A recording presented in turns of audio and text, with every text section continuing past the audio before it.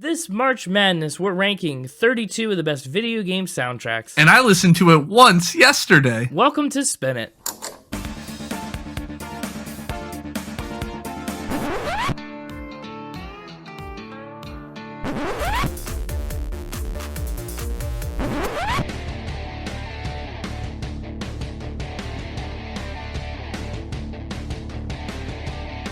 Hello, everybody. Welcome back to Spin It, the record ranking podcast for people who would rather be listening to music. I'm James, and with me, player 2, it's Connor. Whoa, I want the player 1 controller. Hang on now. Well, you should have spoken first. That's the nicer one. That's the player 2. The player 2 controller is always all like, messed up, and sometimes the buttons stick or like all the padding's been knocked off the. Maybe for you. That's what always happens. You use up one of yours, for years. At least back in the day when like olden days, when I was like in middle school, high school.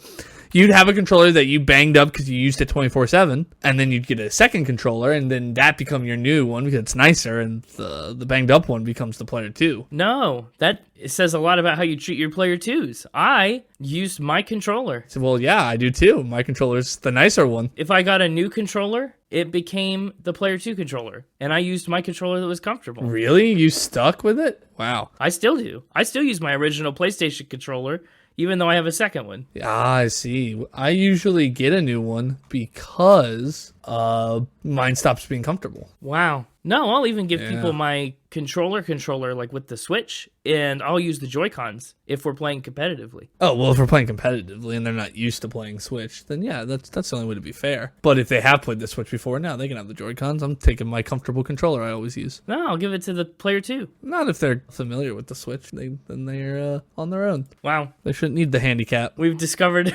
conflict right off the bat. Anyway, it's gonna be a lot of it this episode, I'm worried. We're not doing our normal thing this week because it's March Madness, which of course refers to the basketball tournament. Last year for March Madness, we did a bracket challenge that was a full-sized 64-seed March Madness bracket of TV show themes. Yep, it was awesome. And that was wild. It was really good. It was tons of fun. And we wanted to bring it back for this year's March Madness because it's a cool, fun, different thing to do. Instead of ranking an album, we'll just go, dive into different media, and rank music from other places. But also, 64 was a lot. So this year, we scaled it back to 32 to give ourselves more of a chance to talk about and deliberate each one. And that's another difference this year, too, is last year we deliberated beforehand and then did a reveal on the podcast. Yeah. This year, we haven't made the bracket yet. We're making it for your ears right now. Yeah, it's going to be exciting. You're going to get to hear. I think that was one of the biggest pieces of feedback from last year's, was they wanted to hear the back and forth of why we agreed or disagreed on certain things.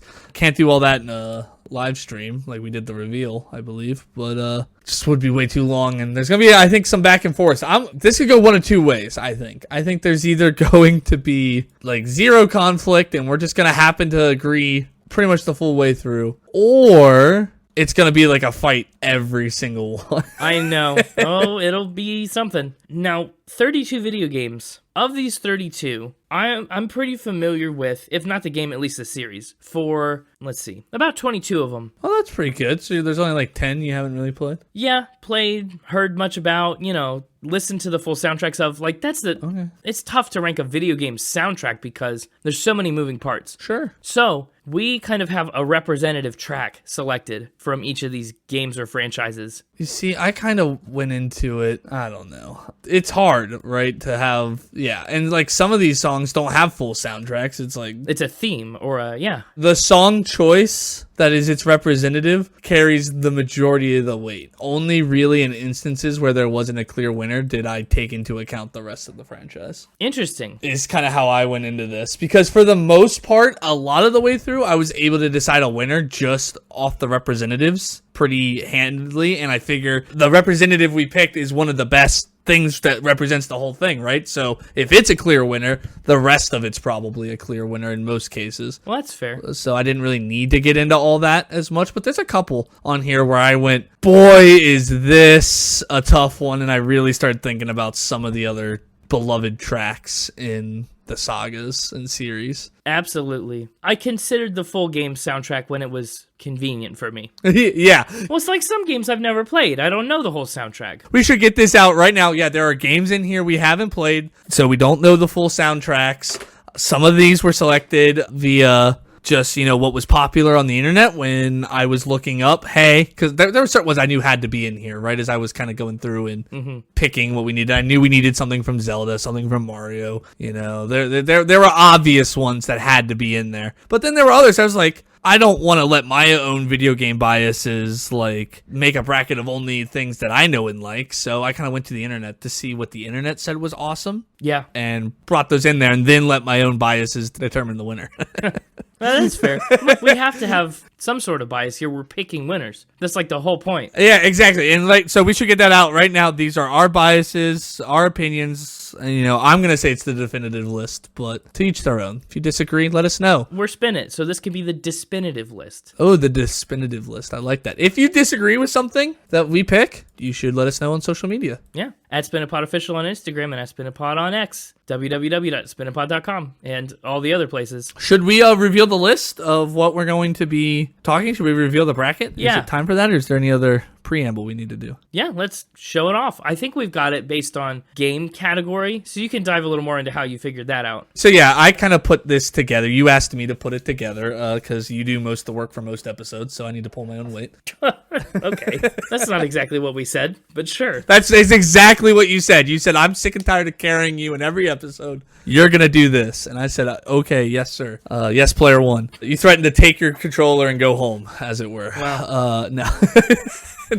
No, but I did kind of put this together. So, I started thinking about the brackets, right? And you got the 4 quadrants, northeast, northwest, southeast, southwest, right? And I started thinking, how can you lump video games into 4 generic categories? Yeah, that was also felt restrictive. It did, and there's a couple times where I kind of said I don't really care, or something fell into multiple, and so I kind of picked where it was convenient based on what else I had. So, we make the rules, so we can also bend them where it's convenient for good content. So Sure. Yeah. So these are 4 basic categories that kind of help sort the games, right? So I said, okay, up first in the Northeast, action-adventure games. So these are games that emphasize movement, exploration, combat, puzzle solving, typically have real-time action and a bit of a narrative focus.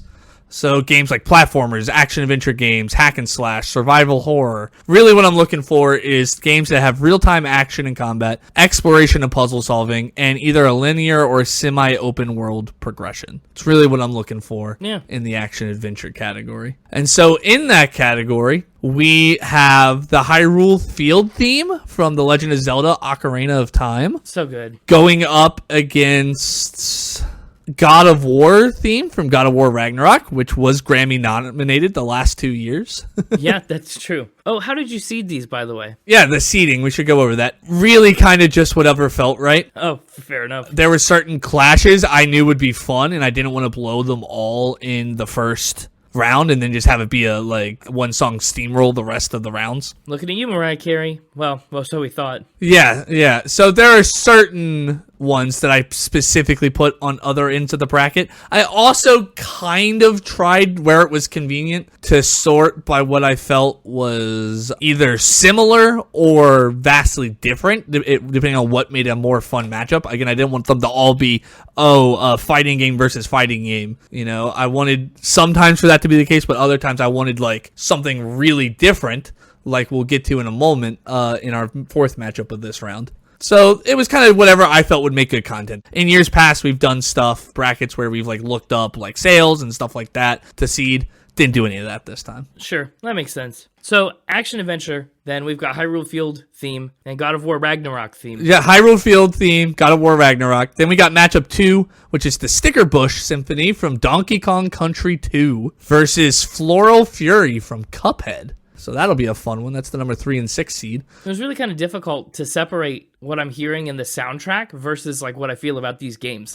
Just as a side note. Yeah, I did my best as well to put up the blinders to how I felt about the game. Whether especially games I hadn't played. I tried not to let the influence of the games I had play impact that as best I could. Well, to that point too, though, I also did consider how the music affects the game.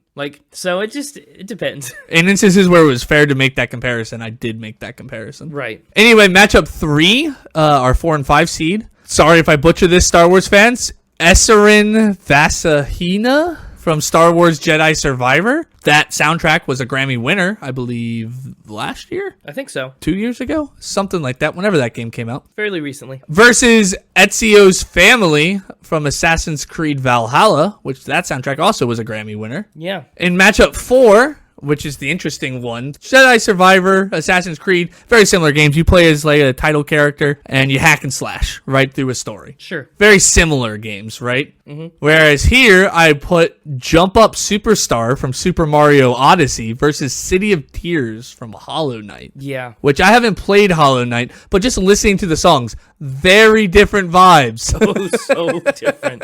I haven't played Hollow Knight either, but I've heard such good things. So that will be a fun one to discuss. Yeah, I'll save my thoughts about the games when we get there. Yeah, same. In the Northwest region, we have RPG / narrative-driven games. So kind of the Northern Hemisphere is all about RPG and like story-related stuff in that way, right? Mm-hmm. The role-play games are games that focus on storytelling, character progression, decision-making, often with immersive worlds and narrative complexity, such as your JRPGs, your Western RPGs, your action RPGs, your open-world exploration games, your visual novels and narrative adventures. Really what I'm looking for here was deep narrative and character development, player choices that actually impact the story, and typically open world exploration and side quest type games. In that one, I have put in match 1, Dearly Beloved from Kingdom Hearts versus the main theme of The Last of Us. As our 1 and 8 seed, our 3 and 6 seed will be match 2, the Route 1 theme from Pokemon Red and Blue, a classic, versus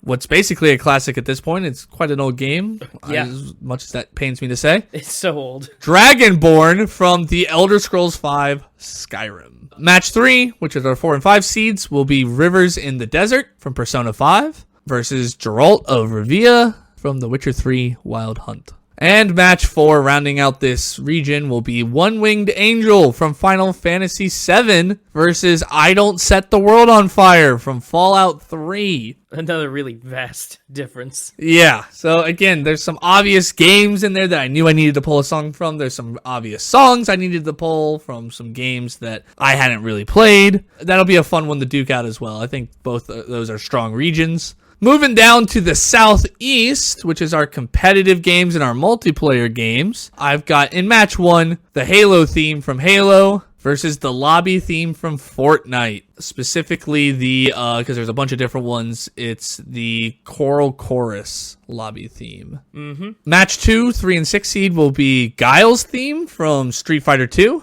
Versus the main theme of Mortal Kombat. So again, that's a good example of 2 different like fighting games going head to head. Fighting, if you will. Match 3, 4 and 5 seed, Rainbow Road from Mario Kart, to make sure we had a driving game representative in here, versus Lifelight from Super Smash Bros. Yeah, a little Mario v Mario here. Well, Smash isn't really almost Mario v Mario. Yeah, Smash is just, video games in general. But finally, match 4, one of the most popular games of all time, the Minecraft theme from Minecraft versus a nostalgic oldie, the main theme from the GoldenEye 007 game. Oh, yeah. Another classic. So that's our 4 matchups for the Southeast, the competitive and multiplayer. And these games all have in common that they are designed for competition, multiplayer interaction, PvP, or co-op. Your fighting games, your sports and racing, your MMORPGs, party and social games, that kind of stuff, right? All that stuff, yeah. Yeah, moving into our final region, the Southwest, that's where we've got strategy and simulation. These are games focused on tactical planning, resource management, and problem solving, often requiring a lot of strategic thinking and long-term planning. They're your real-time strategy, your turn-based strategy, your simulations, your puzzle games, your management and tycoons. Anything that emphasizes planning and decision-making, that's often more slower-paced and methodical. That kind of stuff is what's in this region. Mm-hmm. So here we have, in match 1, number 1 seed versus number 8 seed, Baba Yetu from Civilization 4. Now this game also won a Grammy, but not in the category you would expect. So,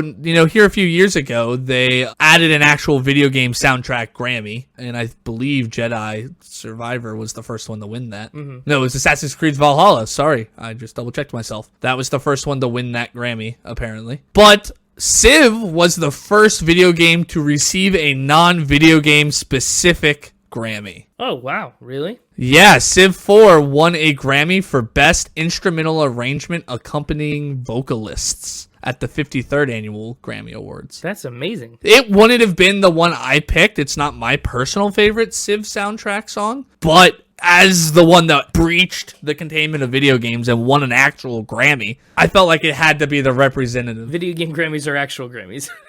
But I know what you mean. That's not what I was implying, but you know what I mean. Yeah. You know what I meant. I felt like it had to be on here. And it's going up against, in case I didn't say, it's going up against the main theme from Bloons Tower Defense 6. The tower defense game. Were you expecting to see something like Bloons Tower Defense show up on this bracket? It surprised me, to be honest. But it, is a fitting representative for, again, tower defense. It, is the tower defense genre. Yeah, exactly. Match 2 is going to be our 3 and 6 seed, the Tetris theme from Tetris, the top-selling video game of all time, versus the main theme from Animal Crossing New Horizons. Match 3, our 4 and 5 seed, will be Spring from Stardew Valley versus Nostalgium from Satisfactory. The specific spring that it is from Stardew Valley is it's a big world out there because there's 2 for each season. Yes, spring.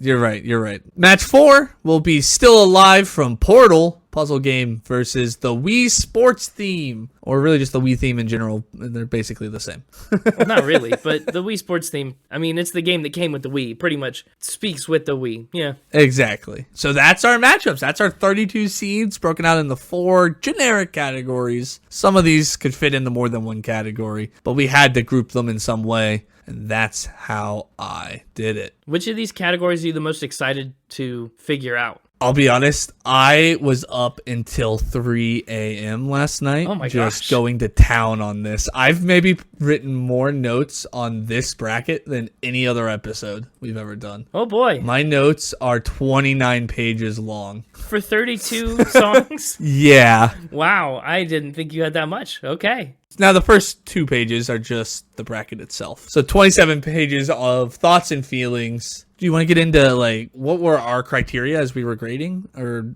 evaluating our own brackets? I think that's fair. I'm most excited, I think, about the action adventure and, half of the strategy and simulation. Oh, okay. I know, there's some really interesting matchups here. Interesting. I knew you'd be interested in action and adventure. There's a couple songs in there that I think you're passionate about. I know. Well, actually, I don't know. I also really like RPG, narrative-driven games. A lot of those are cool. As the guy who put this together, I'm maybe a little biased, but I am really happy with how this came together. I guess I'll get your opinions as we go through. If there was anything you thought was a better representative that didn't make the bracket, or a game that you felt was missing, maybe we can talk about that at final spin time. A million games missing. There's a honorable mention or 2 that I had that I wanted to put in here, but didn't. Yeah. So criteria for ranking, or, scoring or winning. Yep. What'd you do? What was kind of your thoughts on it? Sometimes I picked what was more memorable. Sometimes I went with what was just a better song or soundtrack, period. Sometimes I picked things that were way more iconic and popularly known.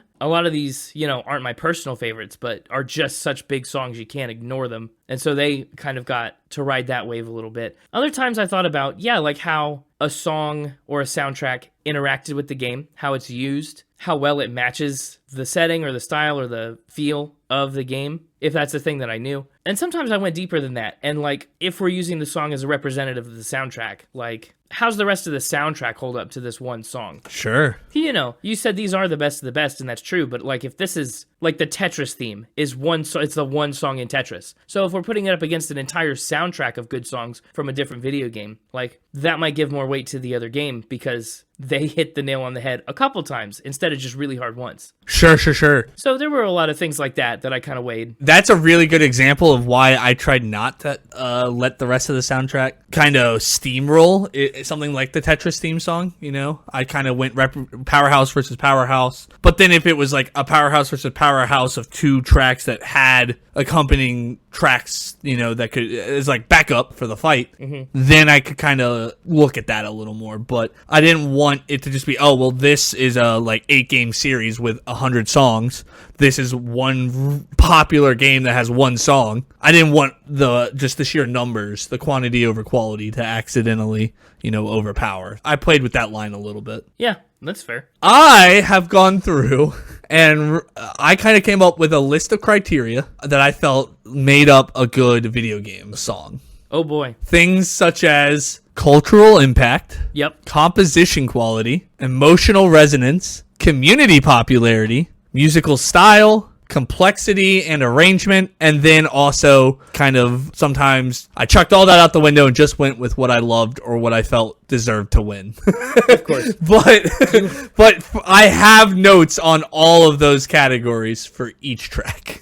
It depends on how much you'll have to persuade me, which arguments you'll have to pull out. Exactly. Yeah, exactly. The more you are against me, the more arguments I'll have to pull out.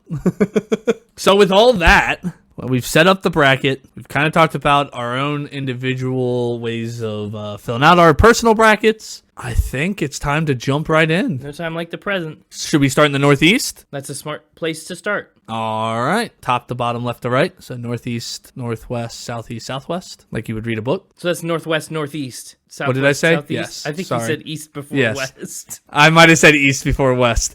Northwest is where I meant to start. Yeah. Northwest. Sure. That's great. So we're going to start in the Northwest, which was our RPGs and narrative-driven tracks. Oh boy. So our first matchup there, Dearly Beloved from Kingdom Hearts versus the main theme of The Last of Us. Yeah. So I've played a little bit of The Last of Us. Not a ton. I got into it and I got to the part in the game where they go to Pennsylvania. Well, that's more than I've played. I haven't even watched the show. And they met a guy named Bill, I think, got in his truck, and that's where I stopped playing. For reasons unbeknownst to me. Oh, okay. Yeah. Kingdom Hearts, on the other hand. Yeah. I've played every game at least once. I've played a good chunk of them twice. I consider it one of my favorite video game series. Yeah. So that's unfortunate for The Last of Us. For me, right off the bat. Yeah.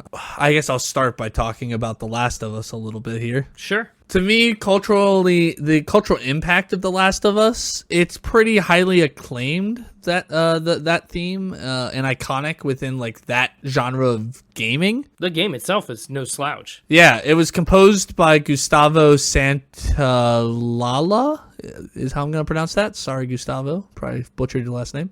It's kind of minimalist and haunting, which is, very fitting for the game from a composition quality standpoint. The simplicity, in my opinion, makes it feel more dystopian, which it's a zombie game, right? Kind of. Yeah, they're infected. Yeah. The emotional resonance for me was very melancholic. Oh, definitely. Which honestly kind of hurts it when you compare Dearly Beloved, which is also melancholic, but I think in a different way. In a hopeful way. Yeah. Dearly Beloved has this nostalgia to it, this like longing, where I feel like the Last of Us theme is way more intense. Is like hopelessness.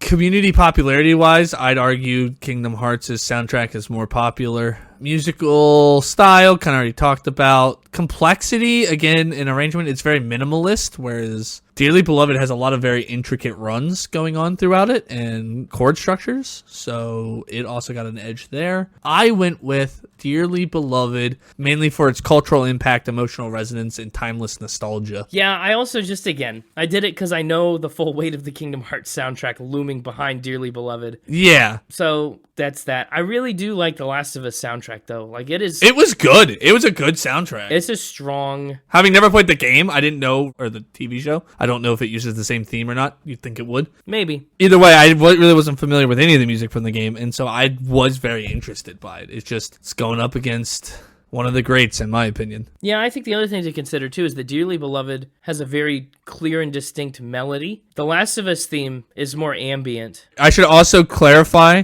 for anybody that is familiar with the Kingdom Hearts Dearly Beloved song, we specifically put the Dearly Beloved version from Kingdom Hearts 2 on our bracket because it is slightly different across all 3 of the main games where it's used. That's true. So just in case you're also a big Dearly Beloved fan and you were curious, Dearly Beloved, Kingdom Hearts 2.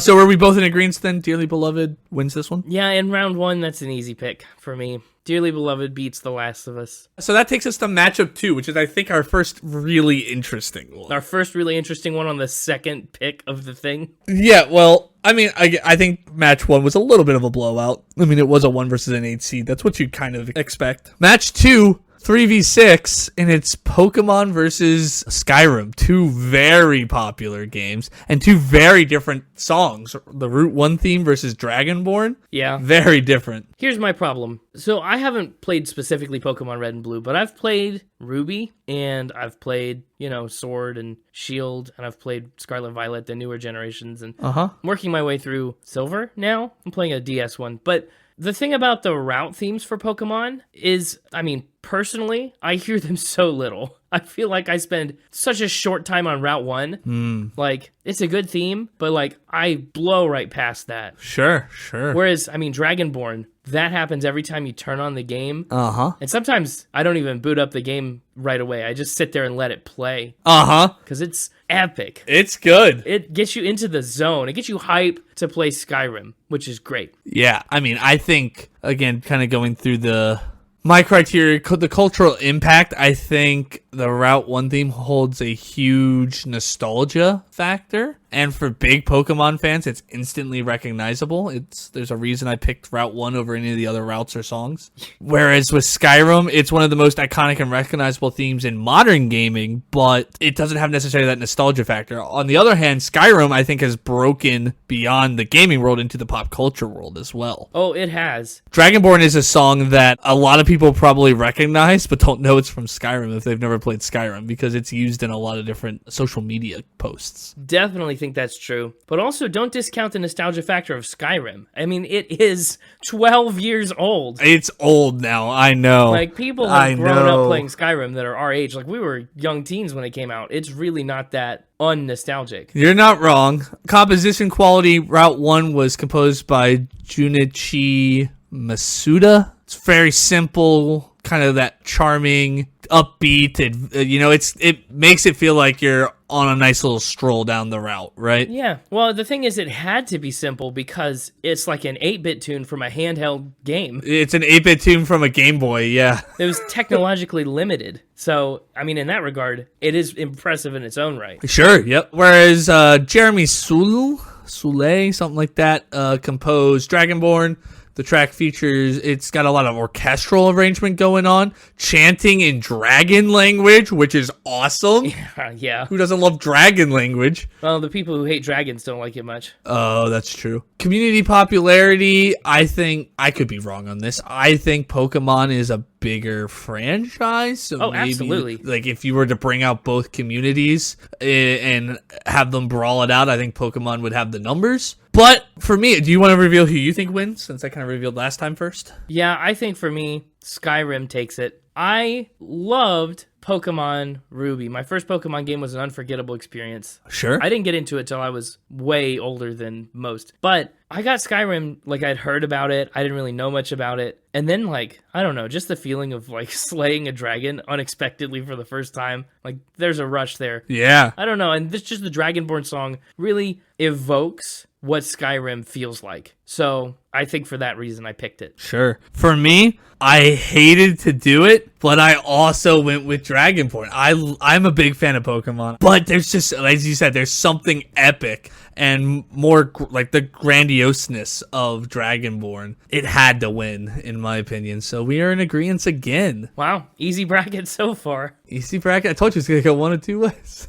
Yeah. Our third matchup, Rivers in the Desert from Persona 5 versus Geralt of Rivia from The Witcher 3. No, but it's not G like Jerry, it's Geralt. Geralt? Yeah. Whatever. Haven't played either of these games. Well, so I've never played Persona 5. I have heard so much about it. I've seen it's so popular. Yep. And again, it's one that when you look up like iconic video game music, Persona 5 Rivers in the Desert is on most of the lists. Totally. I have a complicated history with The Witcher 3. Okay. In that it's probably the game I've done the most false starts with. Like, I'm always excited to play it. I'm always ready to play it. I sit down and I get about 3 hours in, and then you don't touch it for a year. I just walk away. Yeah, and I don't know why. Like, I want to play it. It seems cool, and it seems exactly like the thing I'd like, but something about it just did not keep me coming back. And now, do you think that influenced your choice here? No. It did not. Oh, okay. Since I've hardly played The Witcher, but I know enough like to know about the vibes and stuff. And I also know a little bit about the vibe of Persona 5 just from seeing people stream it and stuff. Okay. I definitely took more of that into account in this matchup. Kind of how this soundtrack or this song goes with the game or the feel of it. Okay. I was really digging Persona 5, the song here, Rivers in the Desert. It's a fun song. Well, I was liking the rock guitar. I was like, this is cool. This is like boss fight kind of music. Like, I really enjoyed the more upbeat, crunchy style of it. But then, like, it kind of lost me when we got into the words. I don't particularly like when video game soundtracks put words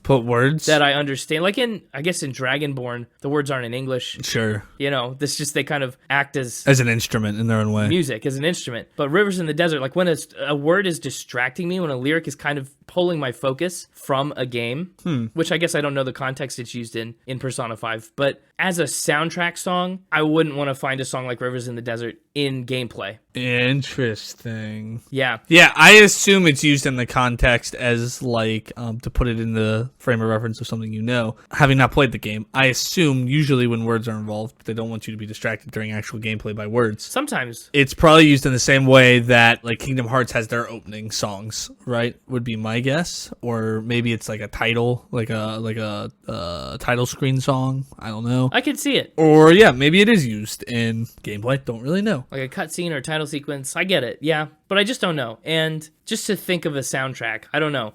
The other side of that coin, Geralt of Rivia is, I mean, this song is named after his character. This is an epic song for an epic dude. Mm-hmm. He is like so cool as a character. And this song just has this grandioseness to it that I think really fits what my expectations are for a guy who goes around slaying monsters as his job. Okay, like, sure. That's cool. There's a dramatic layer to it that I really liked. Yeah, for me, Rivia, I really liked its kind of Slavic folk influence. Hauntingly beautiful, I wrote down. I thought it was interestingly layered with some intricate instrumentation and folk harmonies that you can pick up on, but yet also can just completely ignore and just vibe out to. Mm-hmm. That was kind of my thoughts on that one. For Persona, I was all in. Energetic, it's dynamic, uplifting, empowering. I didn't mind the words. It didn't really throw me off too much. I do think the non-worded parts were better. And for me, this is a song that, again, I think the community has just latched onto for this game. I saw where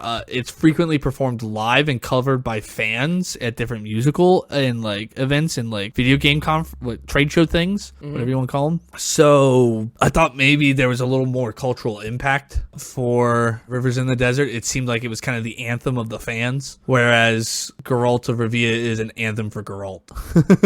Geralt, whatever. Right. What'd you pick to win? Well, I was just looking up more about the context of Rivers in the Desert, where it was used, and it seems like it's used in a climatic moment in the game. Okay. While I was looking, I saw that the lyrics to Rivers in the Desert were written by Benjamin Franklin. What? And I said, I need to make sure that's not Ben Franklin, the guy on the $100 bill. It's not. So that no longer factors into my decision making. I picked The Witcher. But if Benjamin Franklin, father of electricity, wrote the lyrics to Rivers in the Desert, I would have to probably reconsider. But he didn't. So for me, I actually went with Rivers in the Desert for this one because of I wanted we didn't really have anything energetic moving on yet for the most part. And I just felt it was more empowering than, again, to me, Witcher 3 song is a song for the main character. Rivers in the Desert feels like a song for me, right? Now, I guess if I was playing as Geralt or whatever, maybe then I would feel like it's more for me because I'm being him. But having played neither of these games, just off the soundtrack alone, I got more out of Rivers in the Desert. Yeah. However, I don't have a big dog in this fight. No. So, for sake of moving on, let's give it to The Witcher 3. Okay, I think that's fair. It definitely does happen in the midst of combat. Rivers in the Desert does. Like, it's during gameplay. Okay. This is what I'm seeing. Interesting. Yeah. All right, moving into our final matchup here in the Northwest region. Northwest round 1. Yeah, Northwest round 1. Winged? I don't know which way they want that pronounced. One-Winged Angel from Final Fantasy VII versus I Don't Set the World on Fire from Fallout 3. For me, I mean, One-Winged Angel is one of those songs. I've never played Final Fantasy VII. I haven't played a single Final Fantasy game. Me either. I know One-Winged Angel. It is a huge song in the video game world. Yes. It is the iconic villain theme. It's one of the most iconic villain themes in all of video gaming history, in my opinion. It is Sephiroth. This is like the Imperial March for Darth Vader, right? Like this is this is Sephiroth's theme, and it's scary, it's big, it's antagonistic, It's intense. it's exactly what you want from a big bad video game villain. It was composed by Nobuo. Yeah, I'm not gonna try that last name. Sorry, Nobuo. It was groundbreaking for its complex orchestration, the Latin choral lyrics, and blending of orchestral and rock together. Yeah. Again, it's a staple of the Final Fantasy franchise, and it is exceptionally complex. I mean, there's a lot of dynamic and tempo changes, layered choral harmonies, intricate melodic progressions. It is a mastery of orchestration, in my opinion. It's definitely, I mean, if you're going to look at composition, I mean, the Fallout song doesn't hold a candle to One-Winged Angel. Yeah. It's definitely intricate, for sure. Yeah, the I Don't Want to Set the World on Fire, also pretty awesome song. I have played Fallout 3. It perfectly captures the nostalgic post-apocalyptic atmosphere of Fallout 3. Yeah. It is deeply emotional and haunting. It's very popular amongst Fallout fans. It's one of the most popular songs in the whole Fallout series, if not the most popular. And it's a real-world 1940s track by the Ink Spots. Yeah. And that actually hurts it a little bit for me. To me, I don't know. There's something about a song being written specifically for a video game versus a video game just going and pulling a song that already exists. Yeah, I had the exact same thought. I mean, one of the coolest features of Fallout, I haven't played Fallout 3. I've played Fallout 4 quite a bit. Oh, okay. But, like, one of the coolest features is that retrofuturistic atomic age style. Uh-huh. And a lot of the ways that they accomplish that, aside from, like, you know, the graphics and the look of the buildings and the stuff, is the music that you can play on the radio. And a lot of it is this old-fashioned, old-timey stuff. No, it's perfect for the game. I just think It is. when putting it on a bracket where you're comparing video game soundtracks, it is hurt a little by not being specifically for a video game. I totally agree with that. It is an excellent song. That hurt really isn't good when it's going up against something like One-Winged Angel, one of the most iconic villain themes in video gaming history. Sure. I wonder why you picked it instead of a more specifically written for Fallout song then. Well, at the time I picked it, did not realize it wasn't a real world song. Oh, fair. And secondly, after I realized that, I thought about changing it. But again, I wanted Fallout to have some representation. Yeah. And everything that I could find, I mean, this was number one every single time. And I was like, well, it's what the fans want. It's what I'll put on there. It's just not going to do as well, in my opinion. Other people who might not care about the fact that it wasn't written for video games and haven't played Final Fantasy might pick it. Oh, well. But I would not. I am picking One-Winged Angel. Yeah, me too. It's unfortunate that Fallout has to go out like this. I really did love I Don't Set the World on Fire just as a song. It's an awesome song. Don't get me wrong. It's an awesome song. It's just One-Winged Angel is an even more awesome video game song. It's true.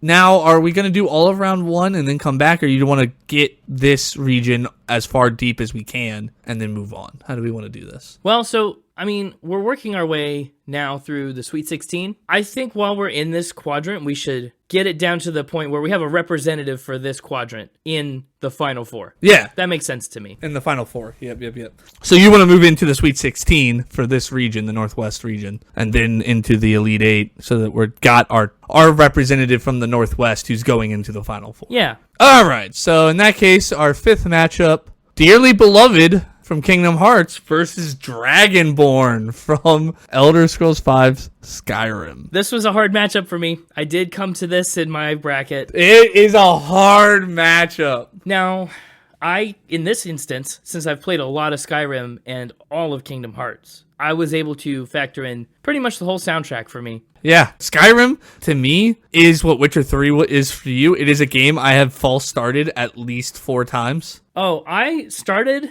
a playthrough of Skyrim, you know how Skyrim is. If Yeah. anyone out there has played Skyrim, you know how it is. You start the main quest, you get going, and then you get so just bombarded with side quests and activities and other things, and you just lose the thread. And you get just so distracted. Yep. And so that's what happened to me is I got pretty far into the main story. I then delved into, dozens of hours of side quests and like visiting cities and other things. And you're like, what was the main story again? And then I lost the plot of the main story. And then I got to a point in the main story where I had an NPC companion he had plot armor. He was unkillable. And so I just ran around doing side quests with him because he was immortal and he was just a permanent extra fighter. So I stopped progressing in the main story deliberately, and it's been a long time since I came back. But That's awesome. boy, I'm over 60 or 70 hours in Skyrim easily. That's awesome. Yeah, it is. And I think the soundtrack for Skyrim really suits its environments and its moods really well. Uh-huh. A lot of it does end up being very memorable. Kingdom Hearts is just a different breed. Like the world songs, It's a different breed. the world soundtracks are really cool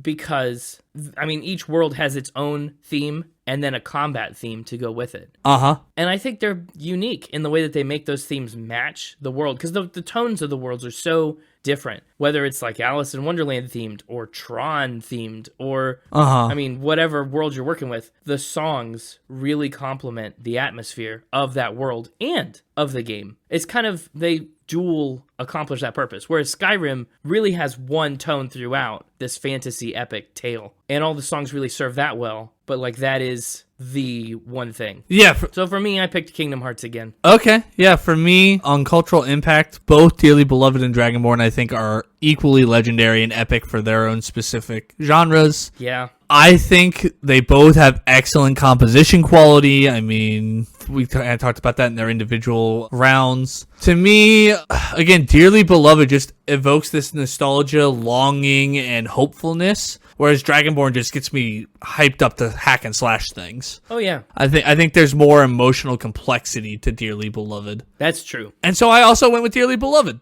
Easy bracket. Easy bracket. Awful choice to make, though. And, man, maybe the Elder Scrolls 6 soundtrack will be even better. If it ever comes. We'll see. That brings us to match 6, which is going to be The Witcher 3 versus One Winged Angel, Final Fantasy 7. How tough was this one for you? Not as tough as you might think. Because, again, I've never played Final Fantasy. Never played The Witcher, actually. 2 character themes at war here. Uh-huh. 2 dark-ish anti-hero type characters. Uh-huh. And 2 themes that really reflect that well. But the One Winged Angel is just so epic. It's so epic! And, it does also have that, like, chorus chanting behind it. Uh-huh. It just kind of adds this extra layer of intrigue for me that The Witcher kind of lacks, but not really lacks. It's just not there as strongly. Yeah, so I had One Winged Angel going up against Persona here in my bracket. So a lot of my notes are geared towards that pairing.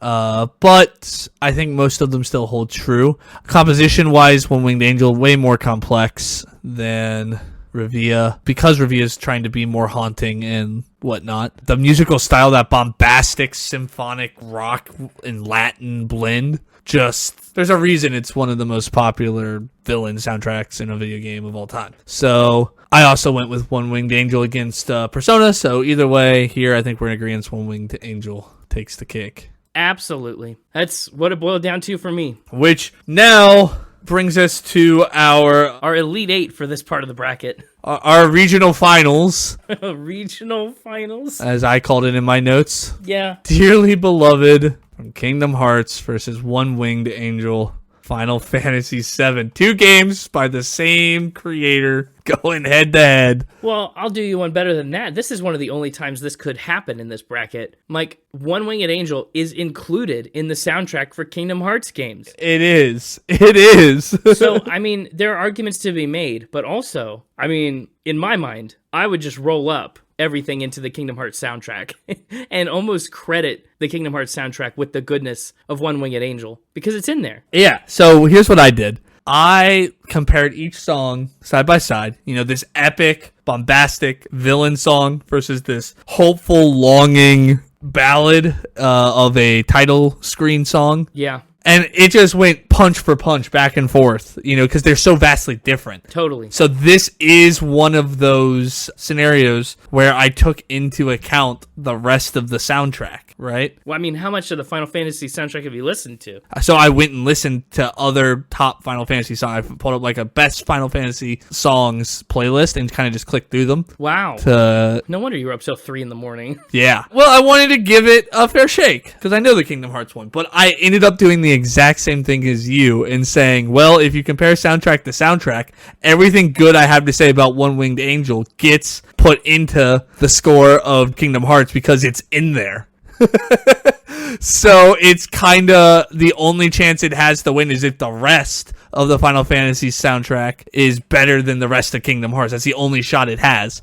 And I just didn't feel it was. I went with Dearly Beloved. Yeah, I think it is very punch for punch. It's a shockingly close matchup, actually. It's very close. If you're more of a Final Fantasy VII fan than a Kingdom Hearts fan, I could see why maybe you would think One Winged Angel should win. But you and I both consider Kingdom Hearts as one of our top video game franchises, and the fact that One Winged Angel is in the Final Fantasy franchise, to me... And you mean the Kingdom Hearts franchise. What did I say? You said it was in the Final Fantasy franchise, which... Well, it is. It was a true statement.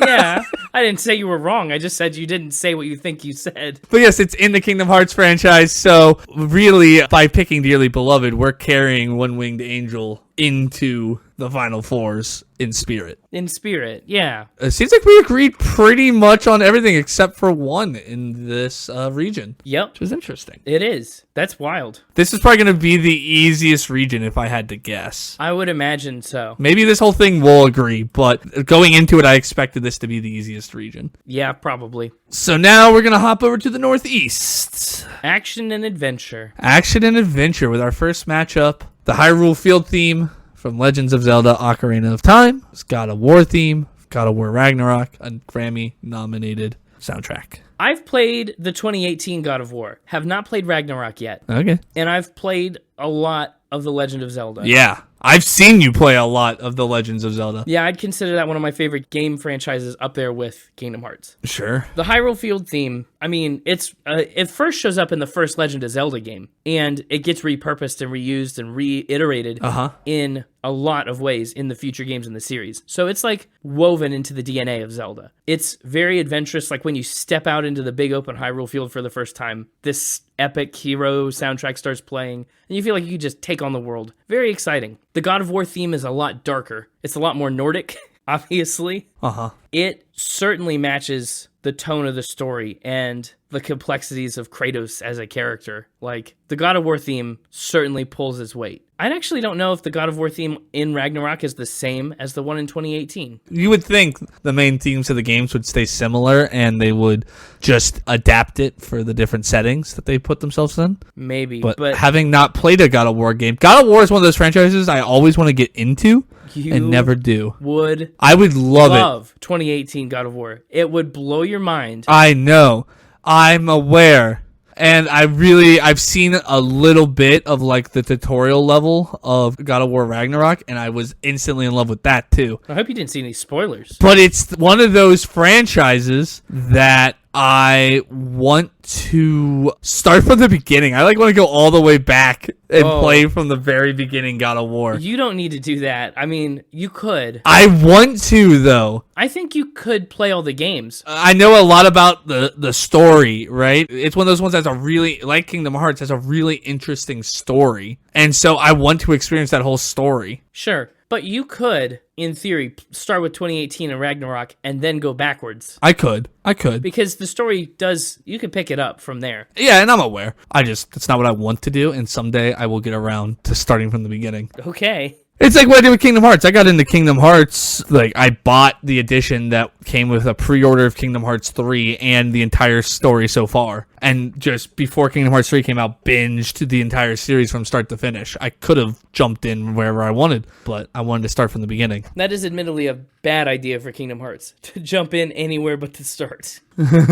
So for me here, having not played either of these games, I went with which one I knew best, kinda here. And to me, I recognized this Hyrule Field theme. I know that, again, it's universally beloved by Zelda fans. It has that sense of nostalgia and freedom. Even though I've never played the game, I can tell that that's what it's trying to invoke from me, even though I don't have it. There's good trumpets in there, Mr. Brass. There is some good trumpets in there. I did really enjoy the God of War theme, though, as well. You know me and my thoughts on Norse, and I mean, I just did a whole pick recently on Deep bass folk. Norse sounding and deep bass folk, so big fan of that as well. So both of them were really cool, but ultimately I went with the Hyrule Field theme because of its cultural impact, its timelessness to it. I mean, I think the Ragnarok theme is too new to really know if it's going to be remembered. And for as old, as you said, this is a theme that shows up in the very first Zelda game and has kind of been iterated upon ever since. So it kind of has this revolutionary dynamic composition of old and new that I really like. Yeah. So that's why I went with that. I think that's really a good pick. Yeah. Yeah. I also really wanted to see some of the matchups we could get into with Zelda in the future.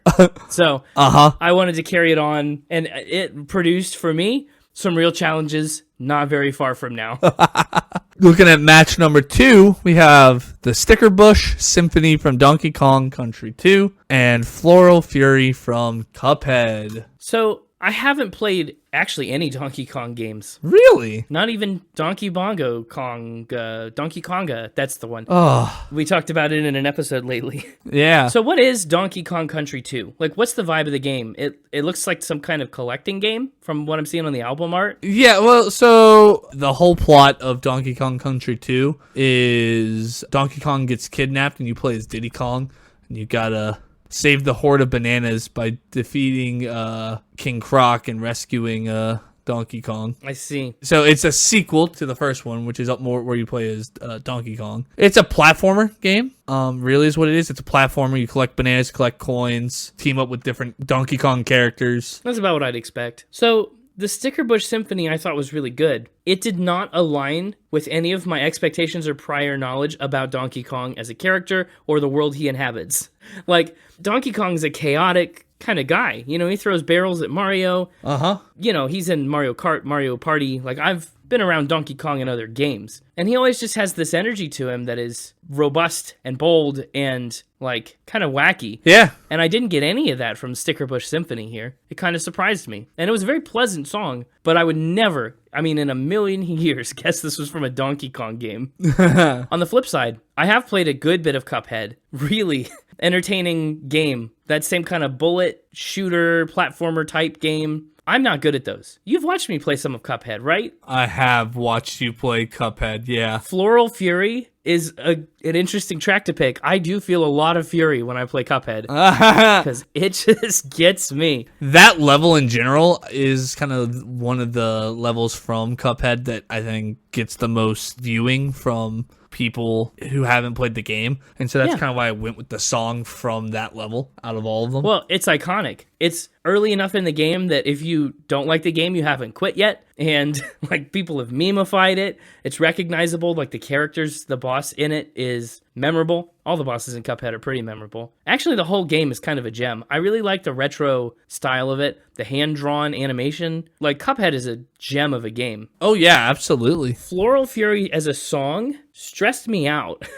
I didn't realize that the song was so stressful because when I've played it diegetically, like in the game, I've been stressed because of the game. And so just to hear the song, I'm like, oh, I'm getting tense. Like, this is the way that it sounds is like clashy and like that's the way it's meant to be. Sure. But it really evoked a response in me that I was like, this is the song from Cuphead? I think there were other songs you could have picked that maybe would have been better performers for me, What would you have recommended? but I don't know. You have any idea what you would have picked? Not in particular. Oh, okay. In the same vein as Floral Fury, though, Botanic Panic is pretty fun. Yep. Or like the Inkwell Isle theme. I don't know. There's some good stuff. For me here, I think Floral Fury does a really good job of capturing like a 1930s cartoon aesthetic, even though it's not a 1930s game. Yeah, you know all those 1930s video games. Yeah, I know, right? But, the high energy jazz and ragtime composition perfectly fits with the fast-paced gameplay. The Stickerbush Symphony, it's legendary within gaming history. It's widely regarded as one of the most beautiful and emotional video game tracks of all time. It was composed by David Weiss with a melodic and atmospheric synth arrangement. Like, I kid you not, if you, like, Google Stickerbush Symphony popularity or whatever, you will just find Reddit threads and like community forums dedicated to discussing the complexity and the love of Stickerbush Symphony. So I think from a community popularity standpoint, it definitely is the front runner. And again, I think Cuphead, maybe Floral Fury, is a little more complex of a song. Definitely. But there's just something about Stickerbush Symphony that wins it for me. I don't know if it's the nostalgia, the emotional depth, the love of the fandom. I don't know what it is, but I went with Stickerbush Symphony. Yeah, despite having played Cuphead, I also went with Donkey Kong. Oh, wow, nice. Just this song in general, I really was like, oh, Stickerbush Symphony is very nice. Yeah. And even though it didn't match up my expectations of Donkey Kong, The entire level is like just the background is a bunch of Stickerbush. It's like when it's just a giant thing of like branches and whatnot, right? So you're just running down this endless level of bush as this song is playing. sure. I just thought it was really quaint and good, and I liked the song better than the song Floral Fury. Yeah. Soundtrack I can't speak for, Yep. but I think in this instance, yeah, Donkey Kong won for me. Cool. Another agreement. So now we've got Eseerin, Vasahina, whatever, from Star Wars Jedi Survivor, Grammy-winning soundtrack, and Ezio's Family from Assassin's Creed Valhalla, which was a Grammy-winning soundtrack. Yeah. And two very similar playstyle games, and two very popular franchises, Star Wars and Assassin's Creed. The Star Wars Jedi, what I believe is going to be a trilogy, only the first two are out, but I believe they're making a third, is another one that I own the first one in, and I have false started at least twice. Wow. Because it's another one that I always get busy. What's the first one? Fallen Order? Yeah, I believe Jedi Fallen Order, I believe, is the first one, yeah. I have that one. I've never false started it, but I own it. Yeah, it's one of those games that every time I start, I'm like, oh, I'm going to love this. And then, like, I get busy or something else comes, and I just never get back to it. I need to play it so I can play this one as well. Yeah. So the song itself was shocking and disappointing and not what I expected from a Star Wars game at all. Really? Yeah, what's it chanting and singing? It sounds like Watto, the little bug guy from episode 1, is trying to like do karaoke. I was like, this sucks. And I think the best part about the song was that as I was playing it, I look at the bottom of the Spotify player, and it's a lightsaber that gets longer. It extends as the song goes on to mark the time. That was the only good thing I could say for it. Fair enough. I think it doesn't fit the vibe of a Star Wars game. It doesn't seem like it matches in universe. So maybe this will help if I tell you where it belongs. And what it is I guess in this game, having not played it, and trying to avoid spoilers, but get a little context, you can go around and collect different songs throughout the game as like a collectible that then when you go back to one of the cantinas that you can visit, you can like turn in, and those songs are now options to play at that cantina. Okay. And this is one of those songs, and it's apparently like the most popular one of those songs. That's wild. People like it a lot, according to the internet. Well, I do want to throw some respect on that mad violin work. As a song, no shade as a song. As a song in a Star Wars video game soundtrack, no, I don't think that's for me. Oh, okay. Okay, fair enough. Here, let me give the last little bit of my thoughts on this one while we're here. For me, the violin was something I wanted to put out, and I don't know, knowing that it's like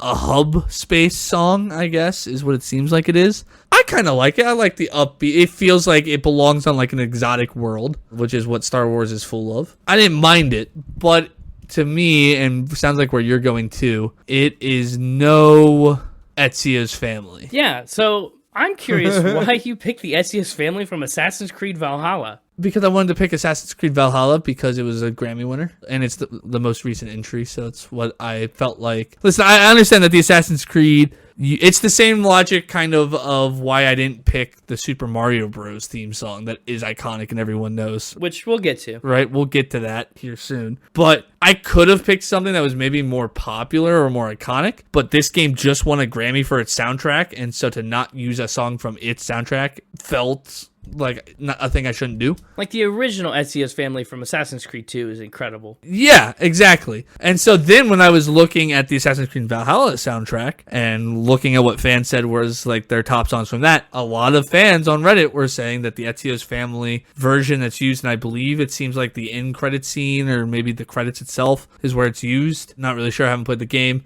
Was one of their most favorite. And I was like, oh, and now that gives me a tie back to some of those other more popular Ezio songs from the original trilogy. Yeah. So that's why I went with that. I'm definitely glad that it carries the weight of Ezio's family forward into the rest of the Assassin's Creed universe. Iconic song. Not one that you could just leave on the table when you make a new Assassin's Creed game. It's the theme of the franchise. Yeah. Like Zelda and Kingdom Hearts, Assassin's Creed is one of my top 3 video game franchises. I'd put it right in there. The history nerd in me, obviously, loves it. Definitely top 5. I don't know about top 3 because I haven't necessarily played all of them. I've played the original trilogy, Black Flag, which was 4, I believe. Yep. And Odyssey is all I've played. Oh, man. I really skipped the middle. I know there's Origins, which is like Egypt set. There's Valhalla, which is like Viking set. And then there's like Brotherhood and I forget what the other one's called. Well, you're also missing Unity and Syndicate. Oh, Unity. The French Revolution, the Industrial Revolution. Yep. So yeah, I'm missing several. And then there's the newer ones, Mirage, and they're about to do Shadows in Japan. I don't think it's out yet. Yeah, which again, I pretty much have played everything Ezio related. Yeah. And then Black Flag. The Desmond games and then, plus Black Flag. Yeah, exactly. Yeah. I've been saying they should do a Japan set one since Black Flag, and then they waited till Ghost of Tsushima or whatever came out and basically stole that thunder. And then one-upped them before they even could up. Yeah.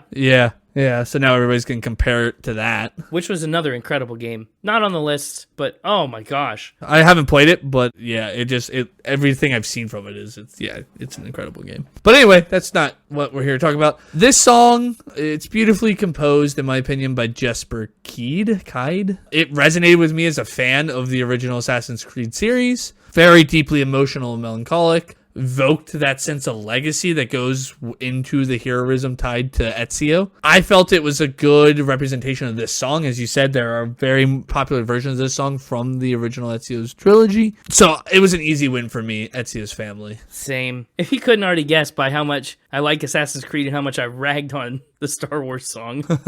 But that brings us to our final matchup for the Northeast round 1. Yep. Jump Up Superstar from Super Mario Odyssey and City of Tears from Hollow Knight. Jump Up Superstar, very popular. Again, it is one that if you look up the most popular video game music and you find all these things, like here's the top 50, here's the top 100, here's the top 33 for some random reason. Don't know why they went with 33. This is in the top 10 of pretty much all those lists. Yes. And it was very controversial at the time. It was a very different song for what Mario games typically did. Yes, it is. And so both that kind of departure from the norm and kind of the controversy around that mixed with how popular it seems to have become is why I went with that. And also, if I put the OG Super Mario Brothers theme song on here, it's just winning the whole bracket. Yep. There's no competition. It just steamrolls everything. So I just left it off.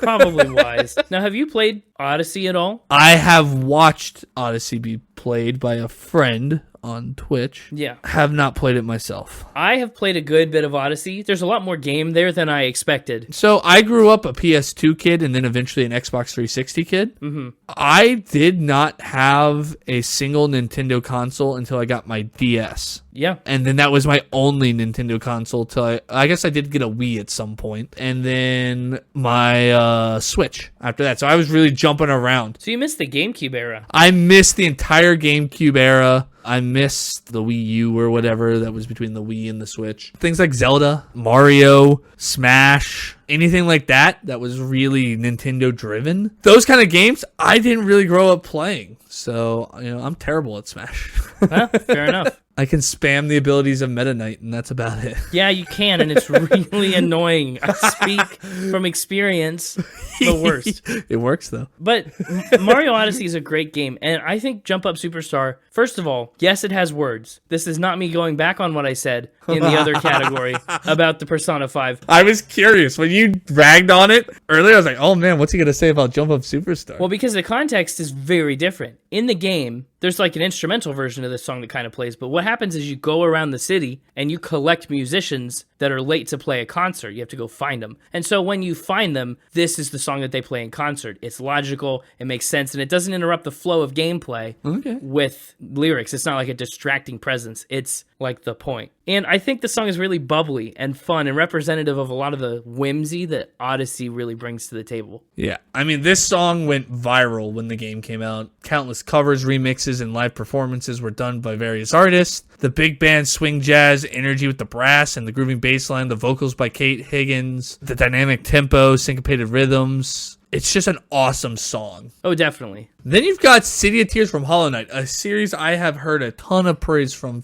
various people throughout my life, and a very different song from Jump Up Superstar. Yeah, definitely. No, I haven't played Hollow Knight. I've heard so many excellent things. I've hardly heard a game praised more than Hollow Knight. Yeah, I'd agree with that. The vibes are so different. City of Tears is the name of the song. I mean, it's beautiful. It's haunting. It does have a hollow kind of sound to it. Uh-huh. And it's a really hard one to pass up. But I just don't know. I feel like I lean a lot towards Jump Up Superstar. It made me want to play Hollow Knight even more than I already kind of do. Yeah, I agree with that. But it's no Jump Up Superstar. I think Jump Up Superstar had the cultural impact, the community popularity, the musical style, and Hollow Knight kind of takes, I think, the complexity of arrangement and the emotional resonance probably for me. So in kind of a 3-2 split, I think Jump Up Superstar wins. Yeah, Jump Up Superstar gets it for me too. So there we have it. That means we're moving into the Sweet 16, our first matchup there. The Hyrule Field theme from Legend of Zelda Ocarina of Time against Donkey Kong Country 2's Stickerbush Symphony. Yeah, same deal here. The Hyrule theme is just a hero epic. You can't make a hero song better than the Hyrule Field theme. Not easily. The Stickerbush Symphony is good. I just can't.